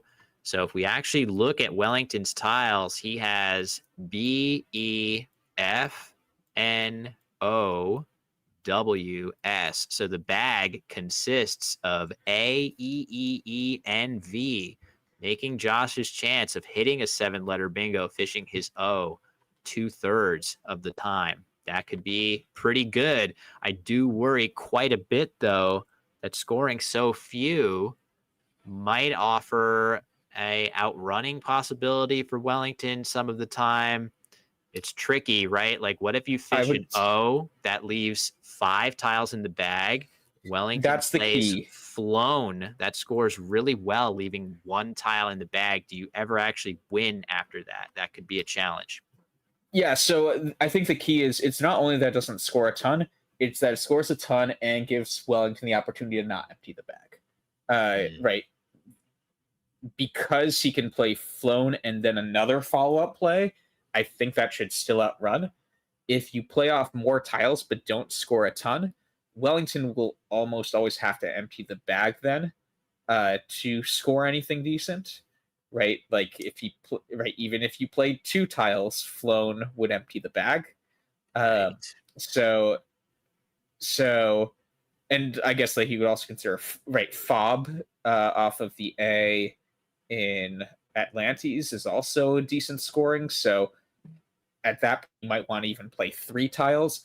I think it is pretty key that you play enough tiles to force Wellington to decide between emptying the bag or just scoring very little to not empty. Yeah, so it's kind of interesting to think about actually playing your E here and taking yourself further away from actually hitting a bingo. But when you do, it matters more because Wellington cannot play a 4 tile play in response to this without emptying the bag. Do you actually win slightly more after this play by taking Wellington's 4 tile plays off the table? That is insane to think that you would needlessly play an E when you don't have to, but it makes some sense from a timing perspective. Yeah, I'd need to think about if that is the next best tile to get rid of. I understand that there are so many E's out in the game still, Sure. but I do wonder to what extent we are shoehorning Eugenia specifically at that point. Uh, Whereas it might actually be more advantageous to try to get rid of the O and the U, for instance, somewhere. Yeah, I mean, remember that if you do play OE and you draw the most common draws of EE or EN, you still do Yeah, get unaging to this G as well. So true. you can redraw not only guanine and stuff, but you also can hit that G up top. Brutal position for sure. So much to think about. Josh had a lot of time going into this position to think. So that is a great job by him to fend off the, as usual, pretty quick play by Wellington and give himself a ton of time to think this through. This is a really challenging one. I don't love my chances of coming up with the very best option here. I would just be looking for something solid. It might be that Josh is getting set to just play UPO right here in the hopes of drawing one of the bingos that can play to the G and then sevens play down here. I feel like that has some merit. Whether it's better than anything we've mentioned, Well, I'm he not could be sure. doing Udo as well off of the D and Doyle turn. I'm not sure. It depends if he sees a way to have like bingos that end in E, then he wants to keep the Bedizzen and line open. Oh, so he actually keeps all the lines open, goes for even fewer points. Mm. Um, yeah, this seems reasonable.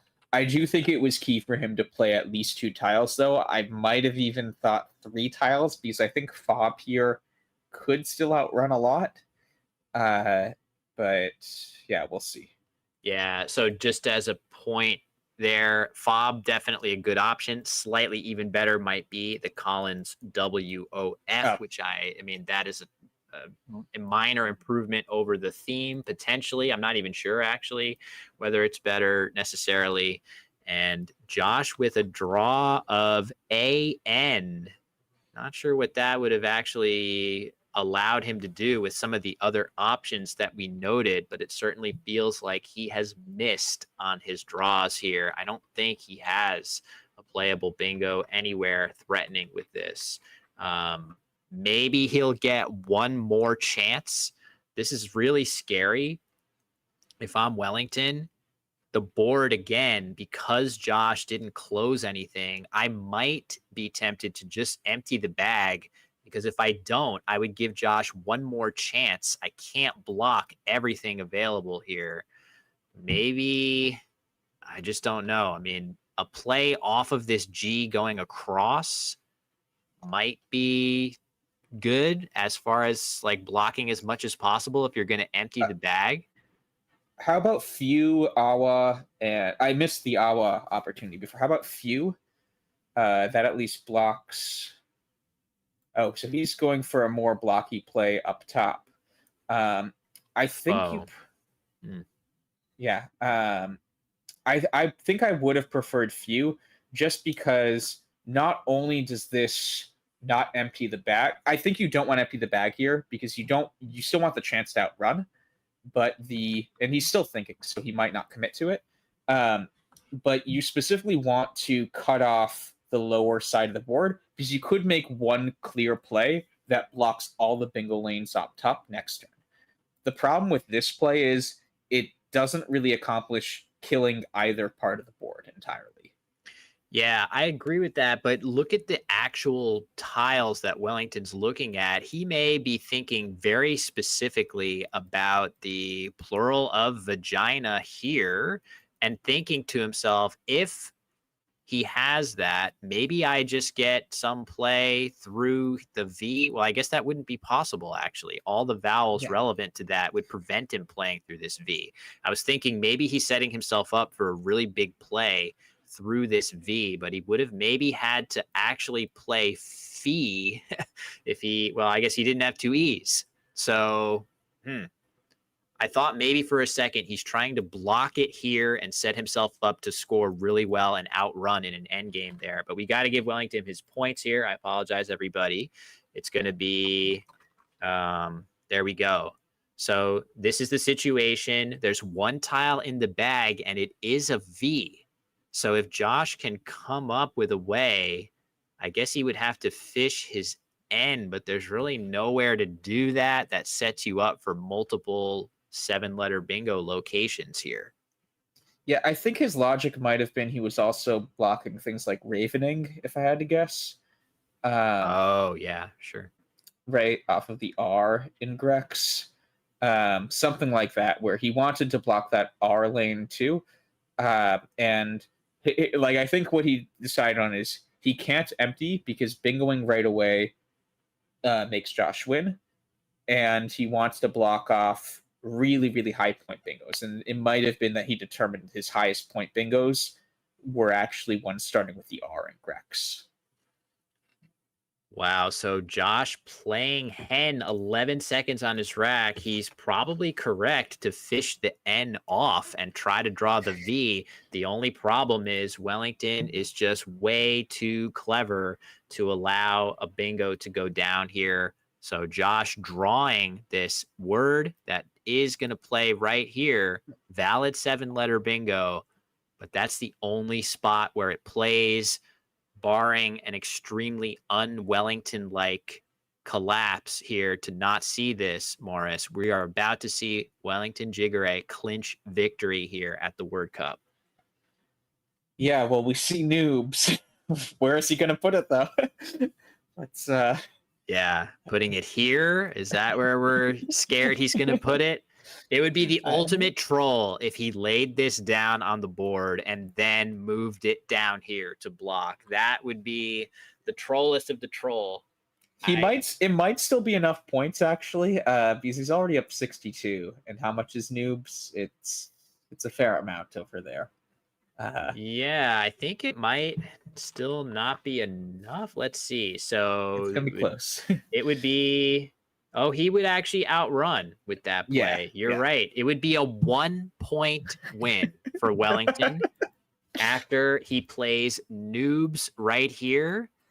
Out bingo for Josh right here. Final score would be 472 to 471. So the 5-point challenge could matter if Wellington makes a mistake here. But yeah, we're guessing he's probably going to make the correct spot. That is interesting. So going back to Josh's turn when he fished off just the N, I guess the follow-up was there any play he was threatening that would have worked on both sides of the board with keeping all those 6 letters aside from the V? I know he didn't have a lot of time, but it did seem interesting to analyze that. Yeah, I'll try to figure that out. That's definitely going to be a tricky one, but for us to do, but the engine should definitely be able to help us with that if I can get that info for you all. So let me see if I can. But yeah, Wellington is putting us through a little bit of a sweat. What's he going to play? Is he going to make this more interesting than it needs to be? Or is he going to be the Wellington we know and love and just play something down here, blocking Josh's bingo and cruising to victory in this game and in the tournament? Yeah. So I guess, and yeah, it would be interesting to see. And again, Josh didn't have a lot of times for a complicated position to process. But was there any one tile fish that did actually threaten bingos on both the top and bottom of the board? Yeah, I'm about to see what our even better than Quackle engine Macondo has to say about this. So I know some of you in the chat are Macondo wizards and probably know the answer to that already. But yeah, this is it, the clinching moment. We've seen crazier things on stream, Morris, than a player in commanding position inexplicably make a losing move. I can confirm now that, at least according to my use of Macondo, it's not generating any winning play, assuming optimal play by Wellington where thereafter on Josh's one tile play. And look at this. Why? Why make this so close? This is so bizarre. Maybe is he doing the troll you're saying? Sorry, I need to. I haven't. Yeah, my bad with the scoring. Wait, hold on. Let me get it's hen. This. There we go. I think I should have I know the score is final now. I jumped the gun. There we go. So Josh playing hen, Wellington playing noobs, setting us into this situation. I know Wellington has not hit his clock yet. There we go. We get the classic. There it is, the classic troll picking up this play, maybe giving Josh a glimmer of hope for a second, although we know that Wellington is not actually going to go ahead and commit that up there almost certainly. Now he has NEES lined up on his I think draft. web. No, I think it's web. Oh, okay. Yeah, just web and ABBA. Web down low here. Okay, I understand. Yeah, web seems pretty reasonable. Is it even the best play? Not sure, but it's got to be close. So yeah. Let's see. Web in hand now. The score is accurate here. Tracking is accurate. Apologies for that. Down it goes. Blocking. So yeah, I guess technically the best sequence would be BENE in the same spot as web. Josh quickly playing Vane, knowing the truth, which is that he has no better, he has no bingo anywhere else. That was a solid play by him. And Wellington is going to go out and win. Crazy, Morris. That was a very exciting game. And Wellington winds up the winner of the Collins division. Yeah, it was a really fun game to see. A lot of back and forth. So one more move to make. Fully academic at this point. He's got a bunch of places to play for 13 points. Looks like he's getting ready to play one right now. And there you have it. The final word, Wellington Jighere, your 2025 World Cup CSW champion. Very spirited effort by Josh Castellano to do everything he could within reason. Really tricky position for him down the stretch of the game when he played OUS. That one is one that he's going to post-mortem. Maybe we'll cut to overhead and see. He's probably thinking about it already. What did you change your mind? I'll still win. I won with about 2, but I didn't want to go through the score. You play Bajinai, right? Yeah. But I'll still win. I'll win by 2. Really? That's still a win? Yeah, it's still a win. Oh, okay, all right. I was okay. It's still a win. I wanted to just allow circuit. Right. It's still a win. But it is 27. 27 plus 27 minus 4 on my rack. Right. 24. Okay. I guess I didn't realize you were that far ahead. 23 plus 45. Okay. That'll be 48. 48 plus 11. So you need 79. Yeah, This is 78. 8? Yeah. Okay. Yeah. All right. But I didn't want to do that because I was trying to go through the scores to confirm that the one was going to stand. You saw the one, but I wanted it to be dramatic. such that it will be like but because of the challenge it is. But I said, okay, let me just look it up. You saw the news wins by one. You saw that. I saw that. Very nice. Very nice. But I didn't want the conversation to be around.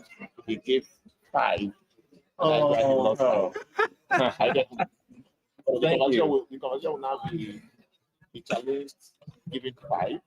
Yeah, you don't want that to be the story. I appreciate that. Thank you. Thank you. But you challenge. Yeah, it challenges. Congrats. Congratulations. Nice job. Nice win. Did I have the bingo when I played EH2? Typhoon.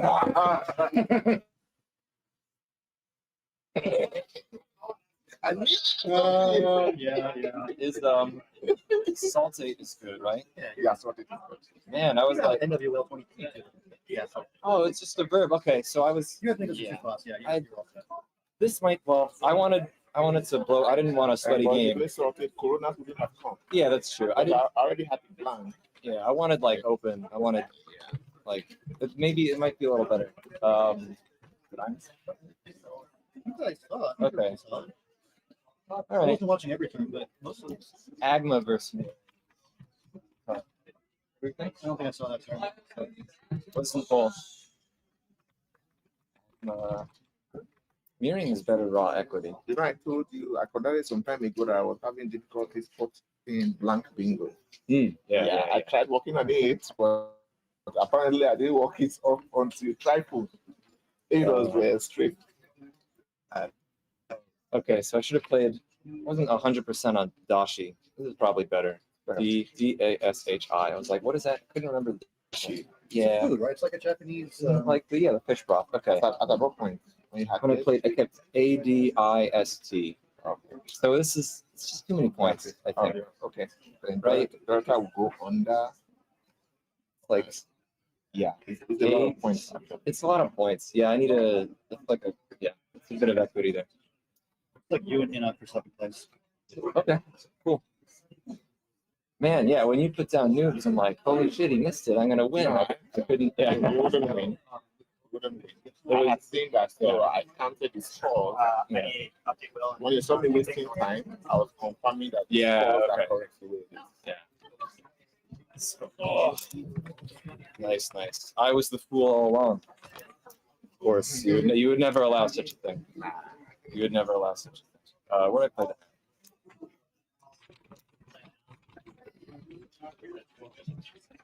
You think I couldn't find something that threatened something in both spots? No, after this thing, you have lost. Oh, from your Even if you- perspective. From my perspective. Yeah, From okay. what I have, you have lost. Because anything, if you play bingo, the only bingo that was missing was match. Yeah, okay. So you play Pagina A, I'll just use the ENEWS. Okay. Much.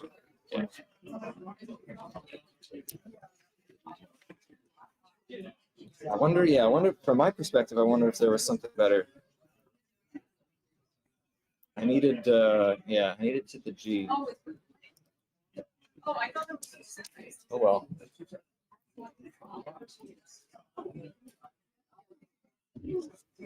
Oh, gosh.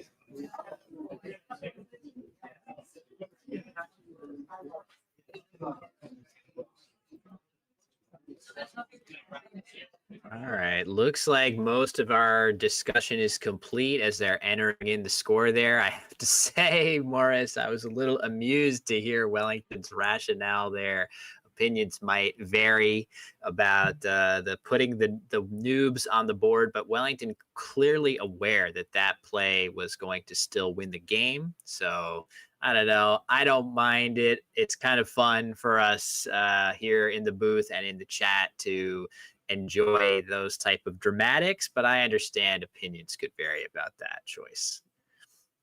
Yeah, and I also understand like the instinct of, can I find a play that just outruns everything? Because sometimes like you might find a play that you think blocks all the bingos, and then there's something on a different side of the board or something that you weren't aware of, and then you wasted you left some points on the table.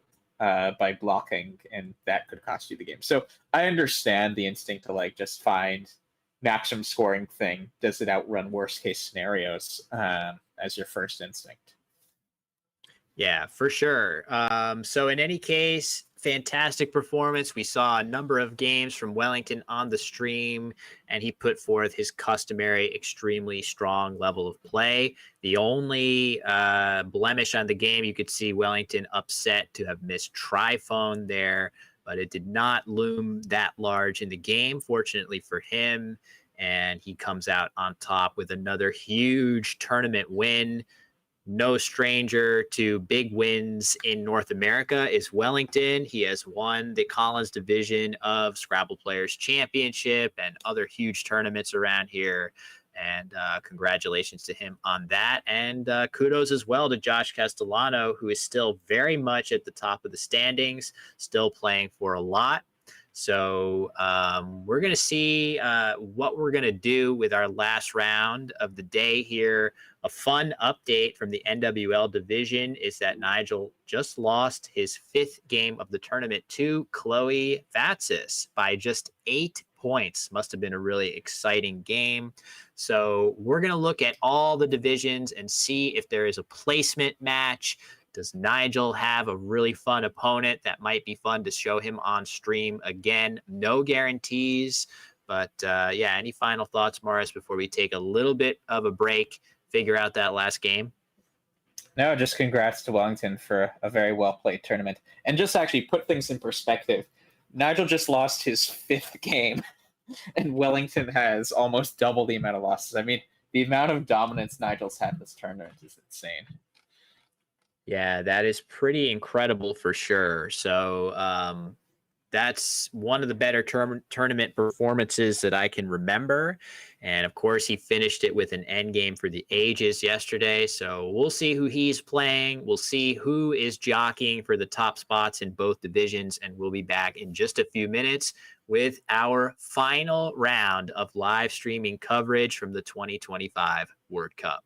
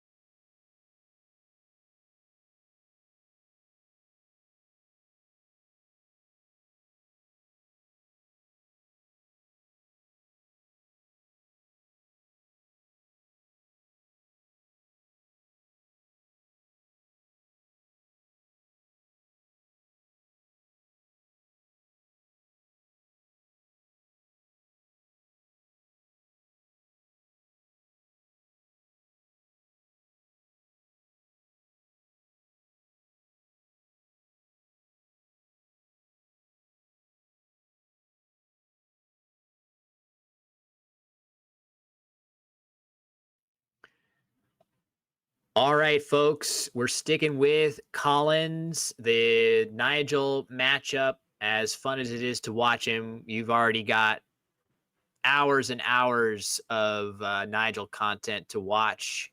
And this game is for a lot of money between two great players in the Collins division. So, with that, we are going to get rolling in our final game of the stream with these two fantastic players going for the second place prize, which is still pretty solid, several $1,000s on offer for these two, all coming down to the final game. And as I have been for the previous two games this morning, Morris Greenberg is going to help take us through the action. Excited for this one, Morris.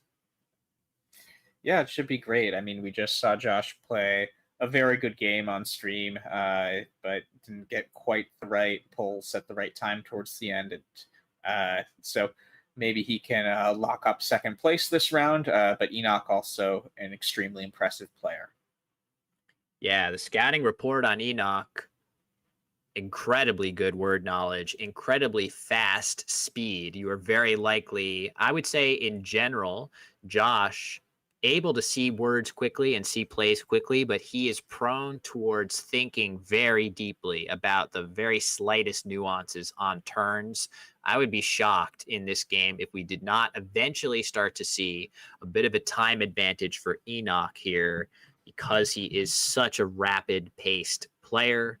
And Josh likes to think a little more deeply. So Enoch going first. He's got the K on his rack and should be able to use it. As you can see, nearly instantaneously, Morris, Kendo set up on the rack.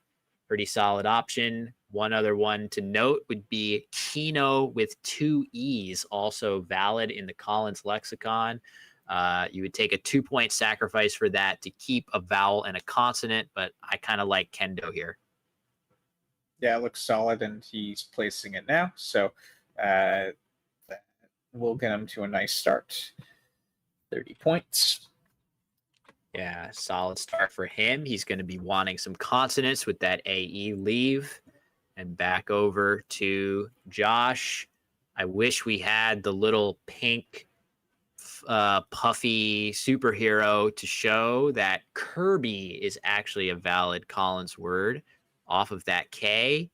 Any Kirby fans in the chat? Maybe Smash Brothers players. But yeah, that seems like it's kind of called for here with the two R's. You'd like to use one of those. It does seem like Josh is about to lay it in order, and he's wasting no time, perhaps in acknowledgement of his very decisive opponent. I like his ability to play this pretty quickly, Morris. Yeah, interesting. Was Bryony worth considering at all there, right beneath Kendo making 3 overlaps? They both seem reasonable. I do tend towards liking to keep 2 consonants over 3, though. So I'm not sure if a 4-point sacrifice would be worth it, but both seem reasonable. Yeah, Bryony right here, definitely a very reasonable option. Scoring 4 fewer points, but keeping only 2 consonants compared to 3. And there we go. Everybody's favorite cry of Bacchic Frenzy hitting the board for a pretty solid 21 points here. I think that is definitely has to be the best play, with Enoch drawing all those vowels. Not something he's happy to see, but he could dump them all for 21. That's kind of a difference right there, Morris, between the lexicons. These the words like that make a big difference. Yeah, well, I think this turn as well, it's the difference between the lexicons. NWL or WoW only has pregnant with Josh's letters, but I see that there is a Colin in that Josh is playing right now, Patron. Yeah, no need to waste. He sees it. He correctly reasons that there isn't any other letter with only 2 vowels on the rack. He's probably going to be looking at vowels on the board. Really, that O, by far the most open. Nothing through the E or of Kendo or I of our Bacchic cry. So very nicely done by him to get through those turns at a quick pace. Again, we'll see if anything changes there. But so far, Josh executing that game plan to play with good pace. And this is another very useful Collins only word of feek, Morris. That's one that really helps out a lot. Would you go for there's a couple different places to play it here. You could play it here, you could play it here, or on the other side of Patron. I feel like you kind of have to play this word somewhere, but it opens a lot back. Do you ever just play cat, keeping the weird FG combination behind? I think the one he has set up on his rack right now seems pretty reasonable. It does score a lot, this placement. And AGI blank should have a pretty high percentage of the time hitting a bingo, especially with the floating N in Kendo. That keeps the ING. While you're creating multiple spots to the triple. So even in the cases where you don't get a bingo next turn, if Josh takes one of those triple spots, you'll likely have the other. Yeah, for sure. In this particular position, Josh is, I think, very likely, if he sees it, and I fully expect him to play Exuvia nearly immediately underneath this H. Amazing way to get rid of his X and the VW combination in one word. If it were me, I would want to have that on the board already, especially against Enoch as my opponent. But clock is ticking. No indication that he's seen that word just yet. This would be a big miss to me. All right, there we go. No need to wait. Down I was trying to see if there were any setups available, but I mean, Xavier, if you see it scores so much that regardless, it's worth it just to cash in now. Yeah, this does create a bit of a check here of what letters can you put at the end of Exuvia. That is not a gimme. So Exuvia is, it's funny because exuvium is a word, and you would think that exuvia is the plural of that word, and maybe it is, but you can also put an E at the end of this. So E would be valid, an L would be valid, but most importantly for Enoch, an S is not valid. I'm pretty sure at this level, neither of these two players are going to chance putting an S on that word. I am curious to see how confidently they put an E or an L on it. My guess is at this level with these amazing players, there's going to be very little confusion. Yeah, that seems right. And yeah, I guess turning to Enoch, he'll have his choice of bingos here. Is there anyone that particularly stands out to you, Will? Well, the most points on offer would be using your S hooking here. Positionally, that definitely leaves a lot of open tiles on the board. Maybe that's a good thing if you're Enoch, because after your bingo and after an average play by Josh on his next turn, let's say you get 75-ish points for a bingo here, Josh scores 30 on his next play, you're still kind of, needing another bingo to seize control of the game. So you don't necessarily want to make a super, super closed play necessarily on this board, but a really interesting option would just be to play agonists right here. This is kind of fun. It scores similarly to the other plays, makes it very difficult to play 8-letter words, and maybe that's okay. I have no issues with Enoch playing just a regular old S hook of Patron going across here. It seems like he's getting ready to play Sagiest for 78, which would be his highest scoring bingo. What do you think, Morris? Is this all right to you? Yeah, this seems reasonable. I was trying to think at first, is it not good to float an E out in space? But given the E already in Kendo, I don't think you're adding that many potential bingos to Josh's rack. So this seems reasonable enough. Yeah, I think so. And a modest lead now for Enoch. I said that Enoch might still be trailing after an average score by Josh, but Josh's rack is below average with those 3 R's. It's going to be very difficult for Josh to do much other than balance his rack here. Unfortunately for him, a play like just Aura underneath the F of Feek looks called for here, getting rid of your weakest vowel and 2 of your 3 R's, leaving a decent nucleus of ENR for next turn with, as Morris said, all these open letters, not just this E now, but this one, and then an S, a T, an I, an A, a P. These are just a fantastic, even the G to end ING. This is a great, great board for 8-letter bingos, Morris. I definitely expect to see some in the near future if any of the players draw well. Yeah, and one thing to monitor, I guess. So I guess two things. One is that it seems like all 4 quadrants are going to be very accessible for the next few turns. So that gives plenty of options. But what that could also lead to is board exhaustion long term, where basically you have so many spread out plays that they kind of all cancel each other out, where at the end of the game, there isn't actually room to place 7 contiguous tiles for bingo. So I think we could see a lot of potential bingoing and just easy ability to score and play around on the board these next few turns. But if that exhausts the board, that could make the end game very tricky. Yeah, really good point regarding that exhaustion on the board. Sometimes on boards where all the action is clumped up in 1 or 2 of the quadrants, all of a sudden you see 1 or 2 moves opening the entire rest of the board, and things are suddenly off to the races with plenty of places, plenty of room to actually fit the bingos that you can draw. So we do like this play of Aura for Josh Castellano. And back over to Enoch, who has kind of a weird, clunky rack here. It seemed like he might be considering playing co-title through this A, just to remove as much of that clunk in one go as he can. Another option for him if he sees it. Oh, I think he might also be, I might be getting juked by the way he's put his letters. He might be thinking about playing cotted. Let me erase this bad attempt at an I here.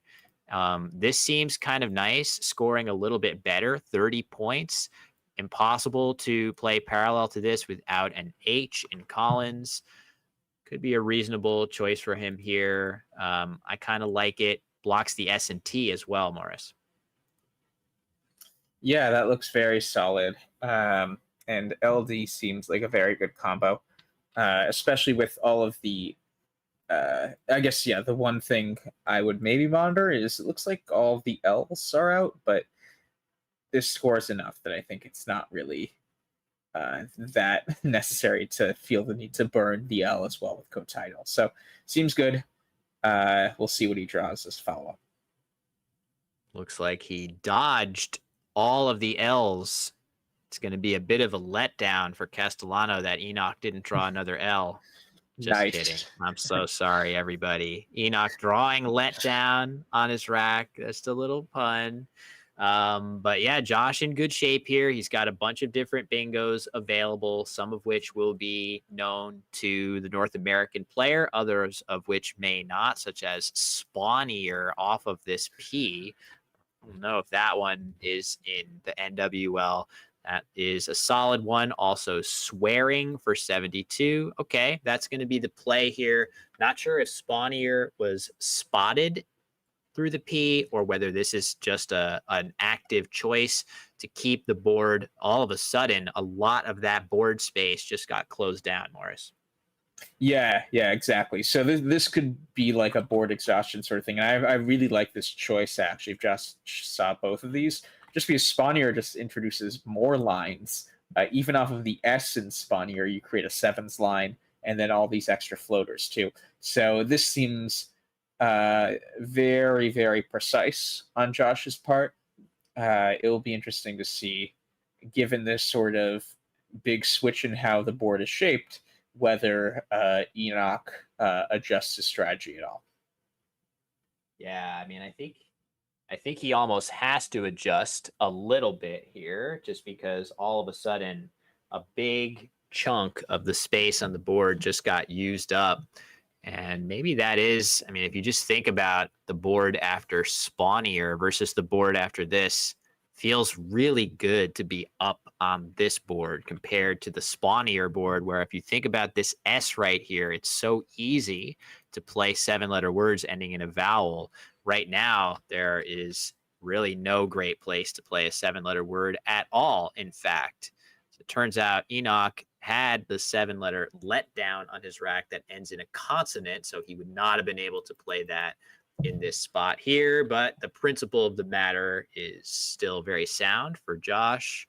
And we're just going to have to see, how does Wellington, he has towned. I don't know where he wants to play towned, or even if that is a valid word, in fact. But yeah, he probably, oh, okay, just town right here looks pretty solid, making the Collins ST. I think it's when I see ST, Morris, I think about somebody shushing me by clapping their fingers together like tss, tss, tss.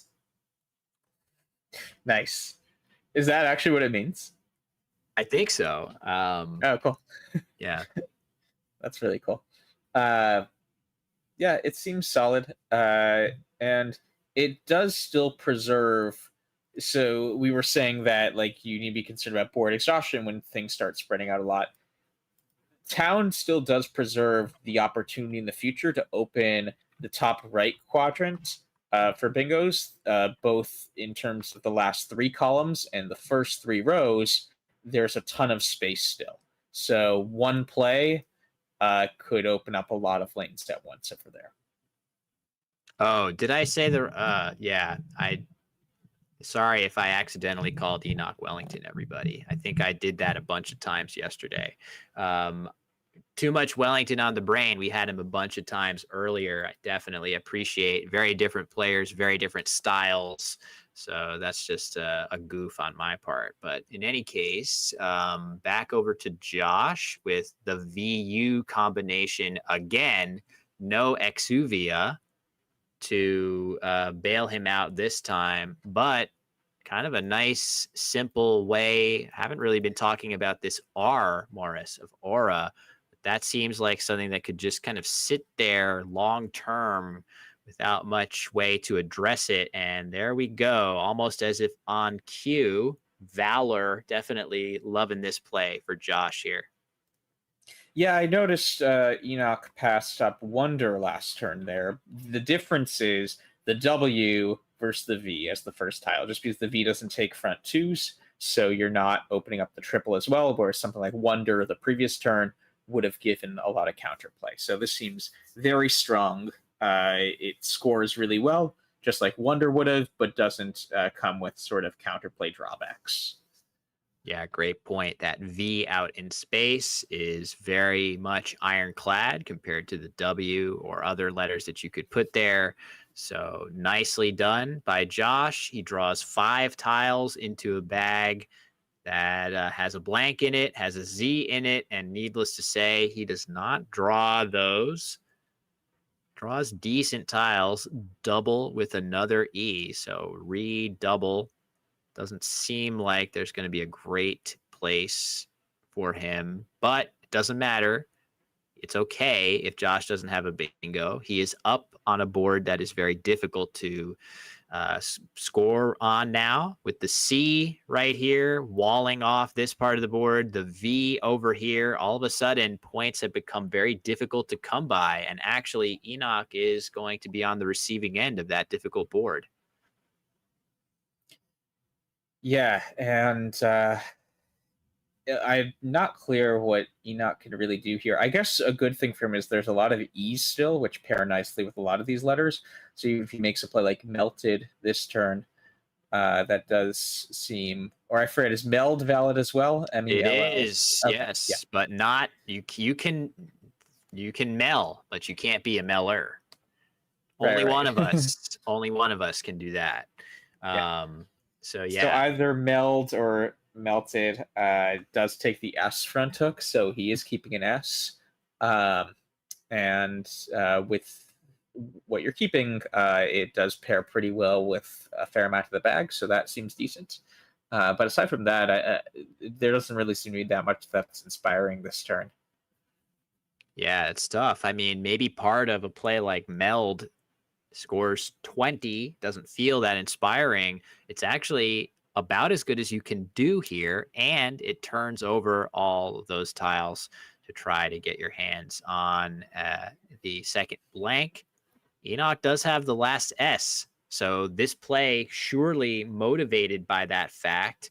It does use up his only vowel, but maybe he has an expectation of drawing more with 16 vowels and 16 consonants in the pool.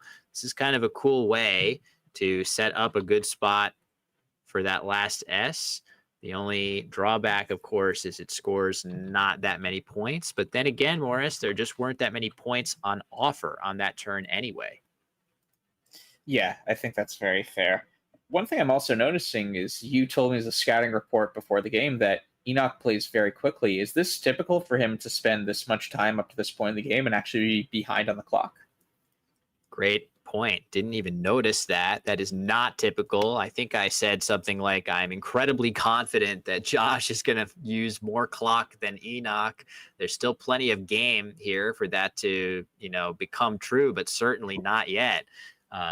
So yeah, nicely done by Josh to play with some pace. I do feel like Enoch isn't behind schedule at 14 minutes left to go at this juncture of the game. Seems like he's relatively on pace to play at his usual time. I would say Josh is the one that has sped up a lot. So he's got a tough decision here because under normal circumstances, the play of doublet into this T looks great, blocking off a huge amount of space to play, for example, into the E or N of kendo, and really leaving extremely marginal bingo lanes left on the board, except now Enoch's previous play of Dell with ands right here, making me feel, if I'm Josh, man, how could I address that spot, if at all possible? So I wonder, is there a way to address that spot at all? How do you do it? Is there a way to sort of play, like, could you play something like Dobbs here or something like this? No, this is just makes it worse. You're just making another S hook. So there's no real great way of addressing that, which is kind of agonizing if you're Josh. Yeah, if only Wob were WOB, then like B-Del, right? Something like that in that direction would be on the table. But yeah, it seems very hard to actually directly block that area. Maybe if you play through the A blank ST, I'm trying to come up with ideas with that to block, but any way you do it, you are probably sacrificing a fair amount of points. This is definitely a bit tricky to navigate. Yeah, really interesting to learn that apparently bundle through this N is a very well-liked play by computer simulation, leaving just EO by itself. You're using 5 tiles. You're scoring 22 compared to the 16 that you would get for doublet. And keeping the 2 vowels with a little bit of a skew toward consonants in the bag seems reasonable as well. So I don't know if I would have generated bundle as a choice there through that kendo N, but very curious to hear your thoughts on that one.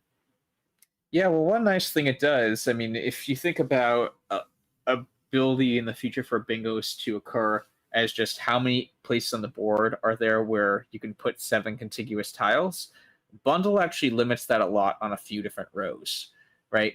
It kind of kills all the 8s in the columns E and F, and also columns or rows 5 and 6. So it does have this nice like board exhaustion quality to it. And I guess with the blank still unseen, turnover probably is okay as well. Yeah, those are some immediate thoughts that are jumping out based on the computer liking that play. Yeah, for sure.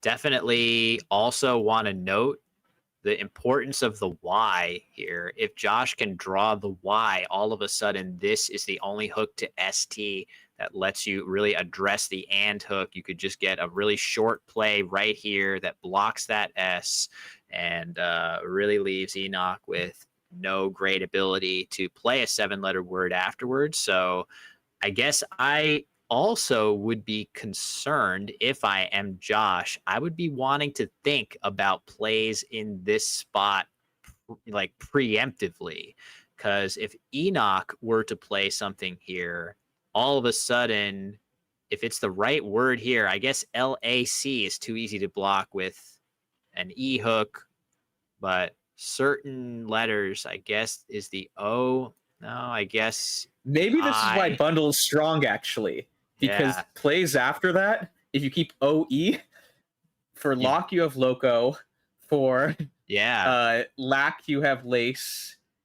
So maybe that's actually you're guaranteeing ability Huh. to block based on that. Yeah, that's a great point. When opponent plays here, either scoring a lot of points or actively setting up the case S, which you know they have after and, you keep the vowels that you need to address the new spot. That's really interesting. Um, I don't know if I'd be able to use that clue and put together bundle as the right play. Um, so yeah, it's that's really interesting if that's part of the reason that bundle is well liked. So all of a sudden, we were giving Josh so much credit, Morris, for his clock management.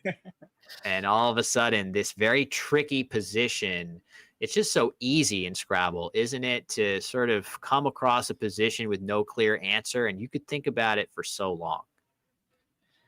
Yeah, I sort of feel like when this happens to me, I feel like I wish I had some sort of like break statement if you're a coder. Like if I take too long on a turn, just eject and play something. Uh, but yeah, this I definitely am the type to spend a lot of time on a few turns. I do think it's actually in non-tournament settings really good practice to do that, just because to feel comfortable with managing your clock around that when it needs to come up. But it is tough in a tournament when you feel the need to do this and then feel pressure the rest of the game. Yeah. So now I think doublet being generated, which was my initial choice as a good option for Josh here. And that's probably what I would have played, not thinking about bundle being an interesting alternative. So I do feel like at some point you definitely need to make one of the good choices here. I wonder, is he thinking about just playing double down into this E? Because I feel like he's meaningfully separated those other two E's here. That seems okay as well, I suppose. But it might be easy for Enoch to play up here and reopen the board in an annoying way that's much, to me, to my eye, tougher to do after doublet. Yeah, I agree with that assessment. Double feels fine, but just comparatively not as good as bundle or doublet. Yeah. So he's going to have to make that choice. Now he's down into sub 10 minutes on the clock. Yeah. I guess, is there any other? No, okay. He is going for double here. So quite intriguing. This still does block a lot in the short term. It's definitely very blocky. So there is that. I guess this does also block more places where bingos could have gone previously in theory, right? Like row 2 now, he's exhausted a lot of row 2 for the possibility of even bingo there. True. So but it does seem like if you make a 5-letter play through the D, a 5 or 6-letter play through the D, that could open both the top right and the top left. So it feels like this does allow for forking abilities if Enoch has the right letters. This could also, since Enoch has the case S, allow for some sort of play parallel to double where he sets up his S. Yeah, also true. I would just call out that it might, under some circumstances, be sorely tempting for Enoch to play mats here. But again, keeping an E, that's going to be met with Hefe for an enormous score. If Enoch wants to go for it here, which I really don't think he will, with so many E's unseen, he's not going to compromise his ands hook right now, I don't think. Interesting decision, though, between playing meat or team in this spot right here, Morris, for 25. Also, a Collins word of Matlow, which you could play right here for 20. That opens the board in a little bit of a different way. Tough decision here for Enoch between a whole bunch of plays like this. I guess I would probably also be playing up here because of the threat of the Z and J lurking in the pool. Yeah, I mean, you're down 52. To me, instinctually, it does feel weird to play off both vowels. It feels like your bingo odds are a lot higher if you keep at least one of them. But maybe it just isn't, the scoring isn't there. But like, what about something like doublet and might? That still seems like it scores pretty well. And keeping the A seems good for bingo chances. That's interesting. Yeah, get one of the two T's off, score well, leave this spot open. Maybe you like having that spot open if you draw either the Z or the J. That's kind of interesting for sure. So this is another tough one. Looks like Enoch leaning towards meat on the top row. I feel like that is likely to be met, at least from where I'm looking now, with maybe the Collins only F-E-M-E, F-E-H-M-E, FEM.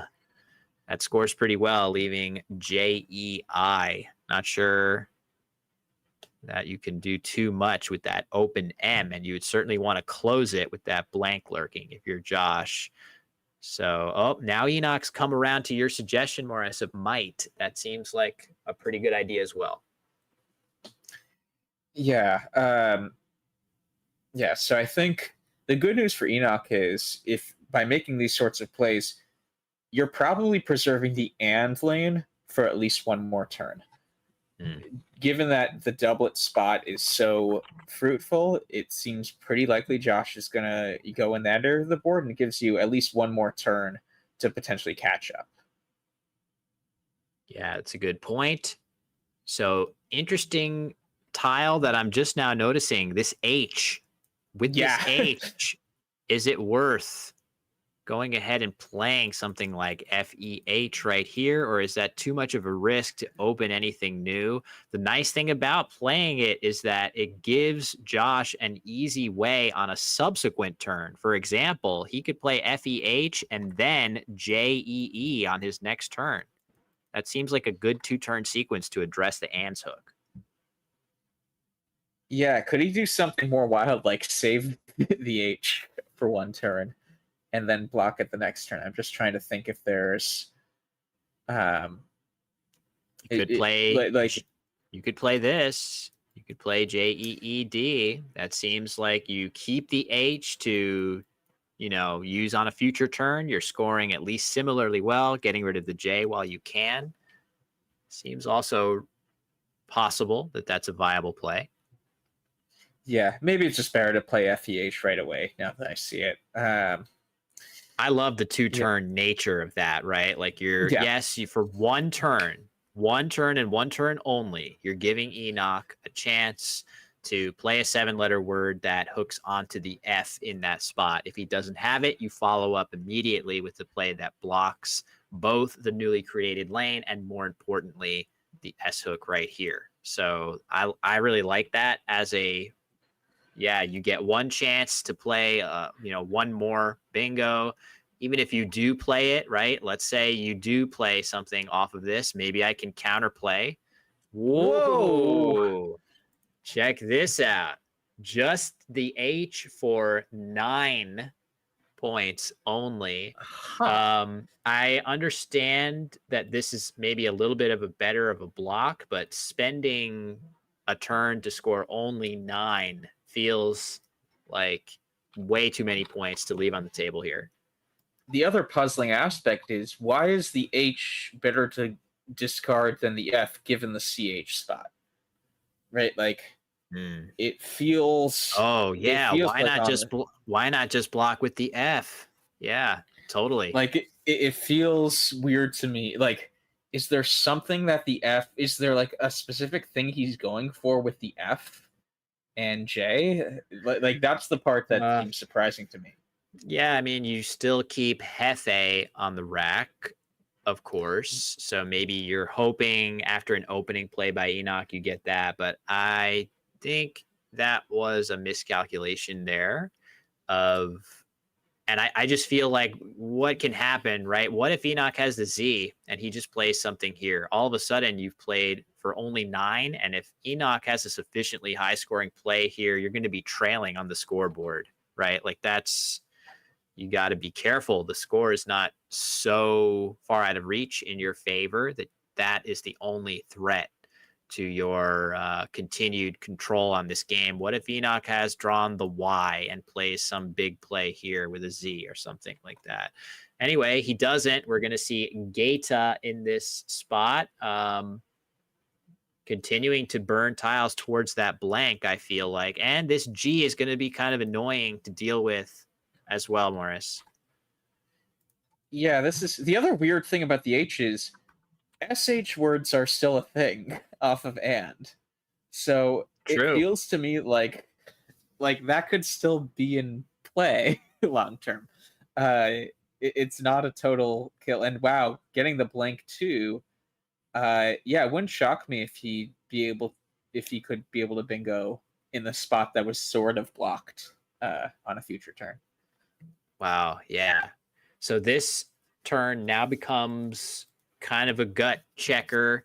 You do have the F for this spot too, which I hadn't noticed. I don't think this is a big concern where you would need to keep the F at all costs. But if Josh wants to play it here, he can get a pretty good score of 28 points. But yeah, there we go. Enoch's been burning through tiles relatively consistently to try to get his hands on that blank. He's done so now.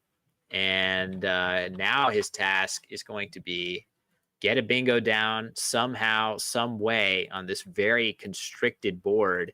It's playing out exactly as you kind of foresaw, Morris, where there's not that many places to even open the board and try to get a bingo down. There we go. We see Fen coming down for Josh, 28 points. That seemed like the only good place to score very much. So very tricky situation. Man, you also, Morris, you're nailing it. The ish possibility is definitely something Enoch's thinking about.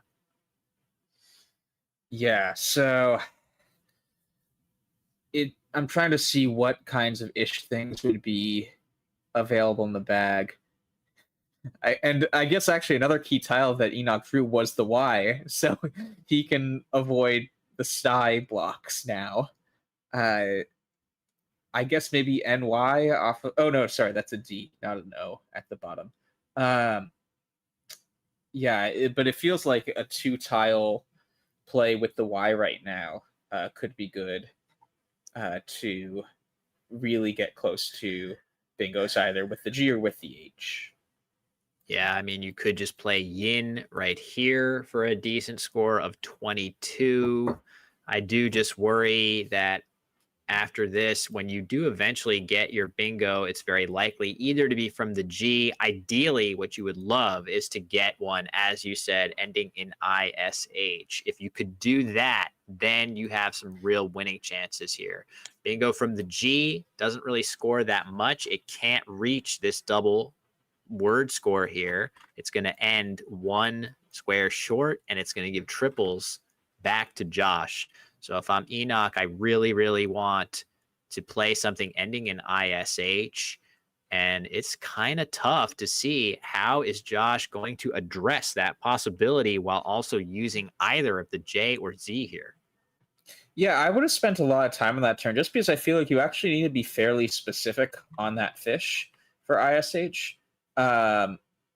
Like I was trying to look at the bag to come up with ideas of what ISH words, but clerkish alert. Clerkish is so clerkish is valid, but And there weren't that many. Yeah, you could make it an O as well. Yeah, nice, yeah. So yeah, I wonder if that was the best 4-tile or 5-tile leave for that. it did not seem intuitive to me to be able to quickly see which 4 tile or 5 tile leave maximized your bingo chances in that spot. Wow, I totally agree with you. A lot to consider there with fishing for specific ISH words, but maybe the play Enoch made was the best. It does feel like we're seeing a bunch of words that he currently has drawn. Obviously, that's very results oriented. That's one outcome in a sea of them that he could have drawn. But yeah, Enoch is currently threatening multiple 8-letter words ending in ISH. And I'm just really having a hard time seeing what Josh is supposed to do to address that spot. And he might not even, maybe he's going to be thinking that this is the more realistic spot and just do something there that doesn't really even obstruct the ISH possibility. And that would be a devastating way for the game to unfold here. So, well, I wonder tricky. also if, I wonder also if you have both the There you Z go. and the J. Was there any sort of sequence where you could possibly outrun with getting a lot of points for both? Like this does block, but I do wonder, could there have been any sort of try to like maximize across 2 turns between those 2 letters? Yeah, that's possible too, where if you just go for points with a 1-2 combo of the Z and the J, unfortunately, there wasn't really anything fantastic on offer. And there's no way also for Enoch, who has committed his play here. So let's give him his points, and it's going to be an end game. It looks like a little bit crestfallen here for Josh. If I read the body language after that, it feels like, as nice as it is to have a J play right here with that O. So I wonder if Clerkish might have been slightly better, as you do get Ahi for a great score. The ME combination is way too flexible, and Enoch should easily win this game in pretty amazing comeback fashion. Yeah, very well played. And yeah, I mean, that EH, it sometimes just takes one play to completely change the course of a game, right? If he played F there, Ethan, it would have made it much different. So it's often about these little nuances, and it's but very well thought back by Enoch. Yeah, for sure. Tough one for Josh. So many moves that he just nailed 100% in this game. Really just looking through, I would say 1, 2, 3, 4, 5, 6, and then arguably 7 moves in a row that he really 6 moves in a row that he completely nailed. Then double was just tough with no clear answer. And then it was just the one turn of flopping that H down, which made a lot of sense thematically to address the ands hook as best he could. But that seemed to allow Enoch to sort of gain control of the game, draw that second blank as well. Playing only 1 tile with that H drop, you really aren't going to draw that blank often. And Enoch took advantage. Yeah, I guess now that I'm like trying to look at the ZE turn again, I do wonder if Zeta might have been a better idea, ZAIDA, just because it sets up Jizz right after. So right here. Right. Like, oh wait, did he have 2 eyes? No, never mind. I thought he had 2 eyes there, not 1 eye. Okay. So never mind. I misspoke. Yeah, something like that would have been the other thing I think to consider there. But yeah, it was kind of the perfect plan that Enoch created for that. Anyways, maybe let's turn to Overhead Mike. Sounds good. 20, 410, 424, 395. Congrats in second. Good game. I guess I maybe should put the F here. Yeah.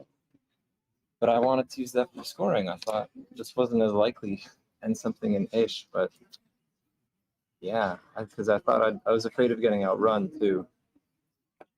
Yeah, maybe it's just better. Did I block a bingo when I played EH?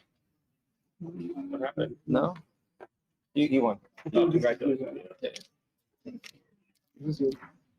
Exuviated?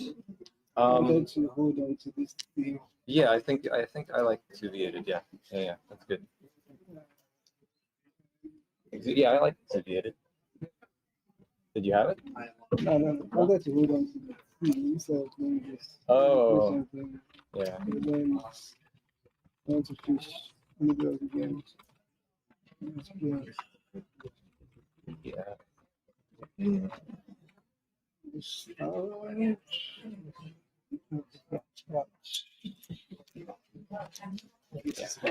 Huh?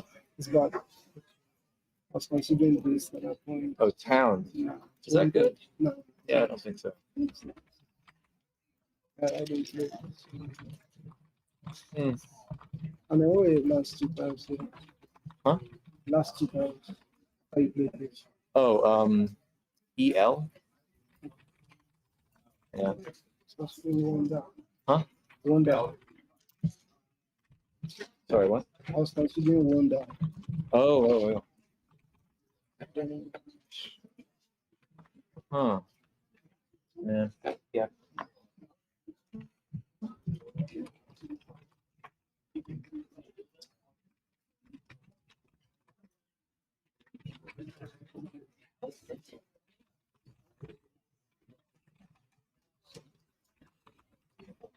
Oh well. It's 297. All right. So there you go.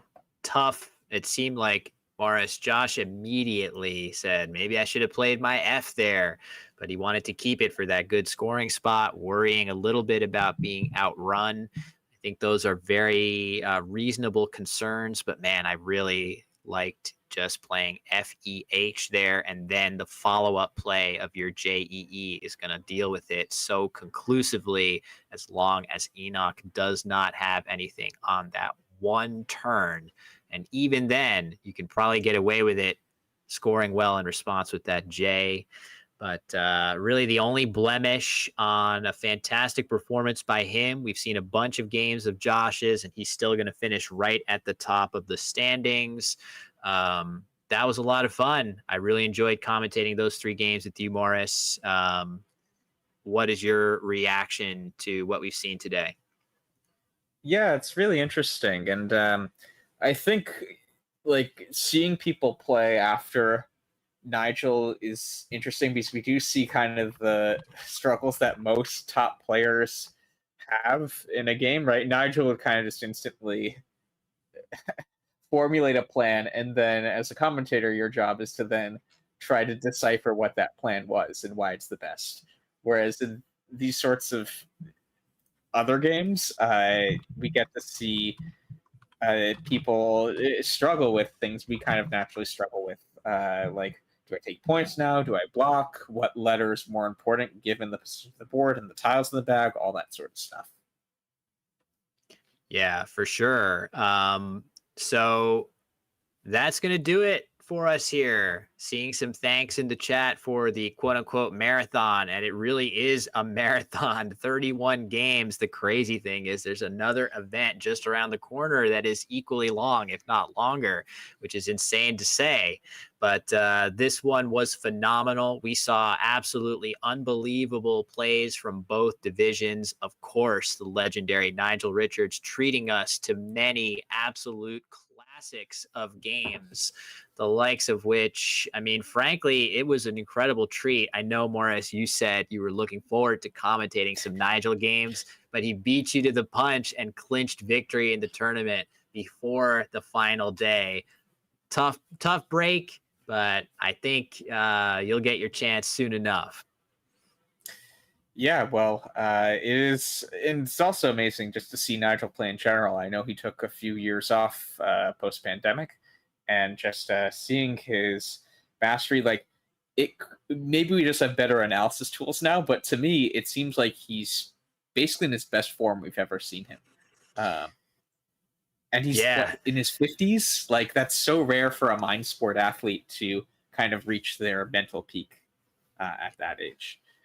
Couldn't agree more. It's kind of unbelievable. I just feel like the next time that Nigel shows any rust or any sign that his game is eroding in any way will be the first. And anybody that had any doubt that he would be seamlessly able to switch back into North American lexicon play. And again, I said it a couple times, the only time he came even close to any kind of confusion was when he seemed to be considering a Spanish language word. It's hard enough for us to keep the North American and international lexicon straight. He's doing that literally flawlessly. And he's got French and Spanish ticking around in his brain, rolling around in there somewhere. So kudos to him, and huge kudos as well to Wellington Jighere, who clinched a game early in the Collins division. So there you go. Those were our winners. And now it's just time to give a brief thank you. Certainly from me, I want to thank you, Morris, as well as all of the commentators that came on. I hesitate to name them or I'm going to miss some, but it's going to be some combination of, it's on screen for me. We got Heidi Robertson, Doug Brockmeyer, Sam Rosen, Matt Canick, Toway Bin, Jason Adolski, Jesse Matthews, who I see in the chat. Hello, Jesse. Rafi Stern, and as I said, Morris alongside me today. A huge staff behind the scenes. Christian K putting himself last in the listing of staff, but that is insane. He is the producer behind the scenes who is doing so much to bring this stream to you all and having it looking so good and so professional. That's Christian and Andrew working together as an amazing team behind the scenes. And then the other staff listed there, Deborah Komatsu, Yuri Pivovarov from WGPO, Evans Clinchy, and Nitya Chugti from WGPO, and Natalie Kurlander and Cooper Komatsu, Karina Mack, rounding out the team. Thank you so much to our staff. And there you see Josh Castellano right up there on the Stream Tools developers, not just a phenomenal player, but also absolutely instrumental to everything that you're seeing on the stream. Nitz again, heavily involved there. Thank you to Tim Weiss, Elise Bickford, Eric Fox, and Neil Gann. Special thanks to George Bissonette and Mary Manji. I think she is the photographer on site as well. And really, it's a huge team behind the scenes that makes all of this happen. And just want to shout out both of these organizations, Word Game Players Organization, WGPO, Collins Coalition. You can learn more about both of those amazing organizations bringing you this event at wordgameplayers.org and cocoscrabble.org. So that was a mouthful. Thanks, everybody, for tagging along. We hit some amazing milestones on this stream. We're going to close things down on my channel for now. For those of you who are wanting to watch the award ceremony, I'm going to be spamming the link to it right now in my YouTube chat. So there you go. We can watch some of these amazing competitors get their due, get their big prizes as well, Morris. We haven't talked a lot about that, but a lot of money is coming into the coffers of these top performers. Yeah, for sure. So, yeah, and I guess we saw one of the big sponsors for Scrabble monies, right, and awards on stream, John Shreve, right, one of the top competitors in the WoW division. I don't know if he came in second in the end, but he was right up there in the standings. So yeah, it's exciting to see the Scrabble community continue to gain popularity in these sorts of tournaments, to see recognition for excellence in this game. Yeah, couldn't agree more. So with that, link to the award ceremony is in chat, and we're going to call it a session for day 5, the final day of the 2025 Word Cup. For Morris Greenberg, I am Will Anderson. Thank you so much for watching, and see you next time.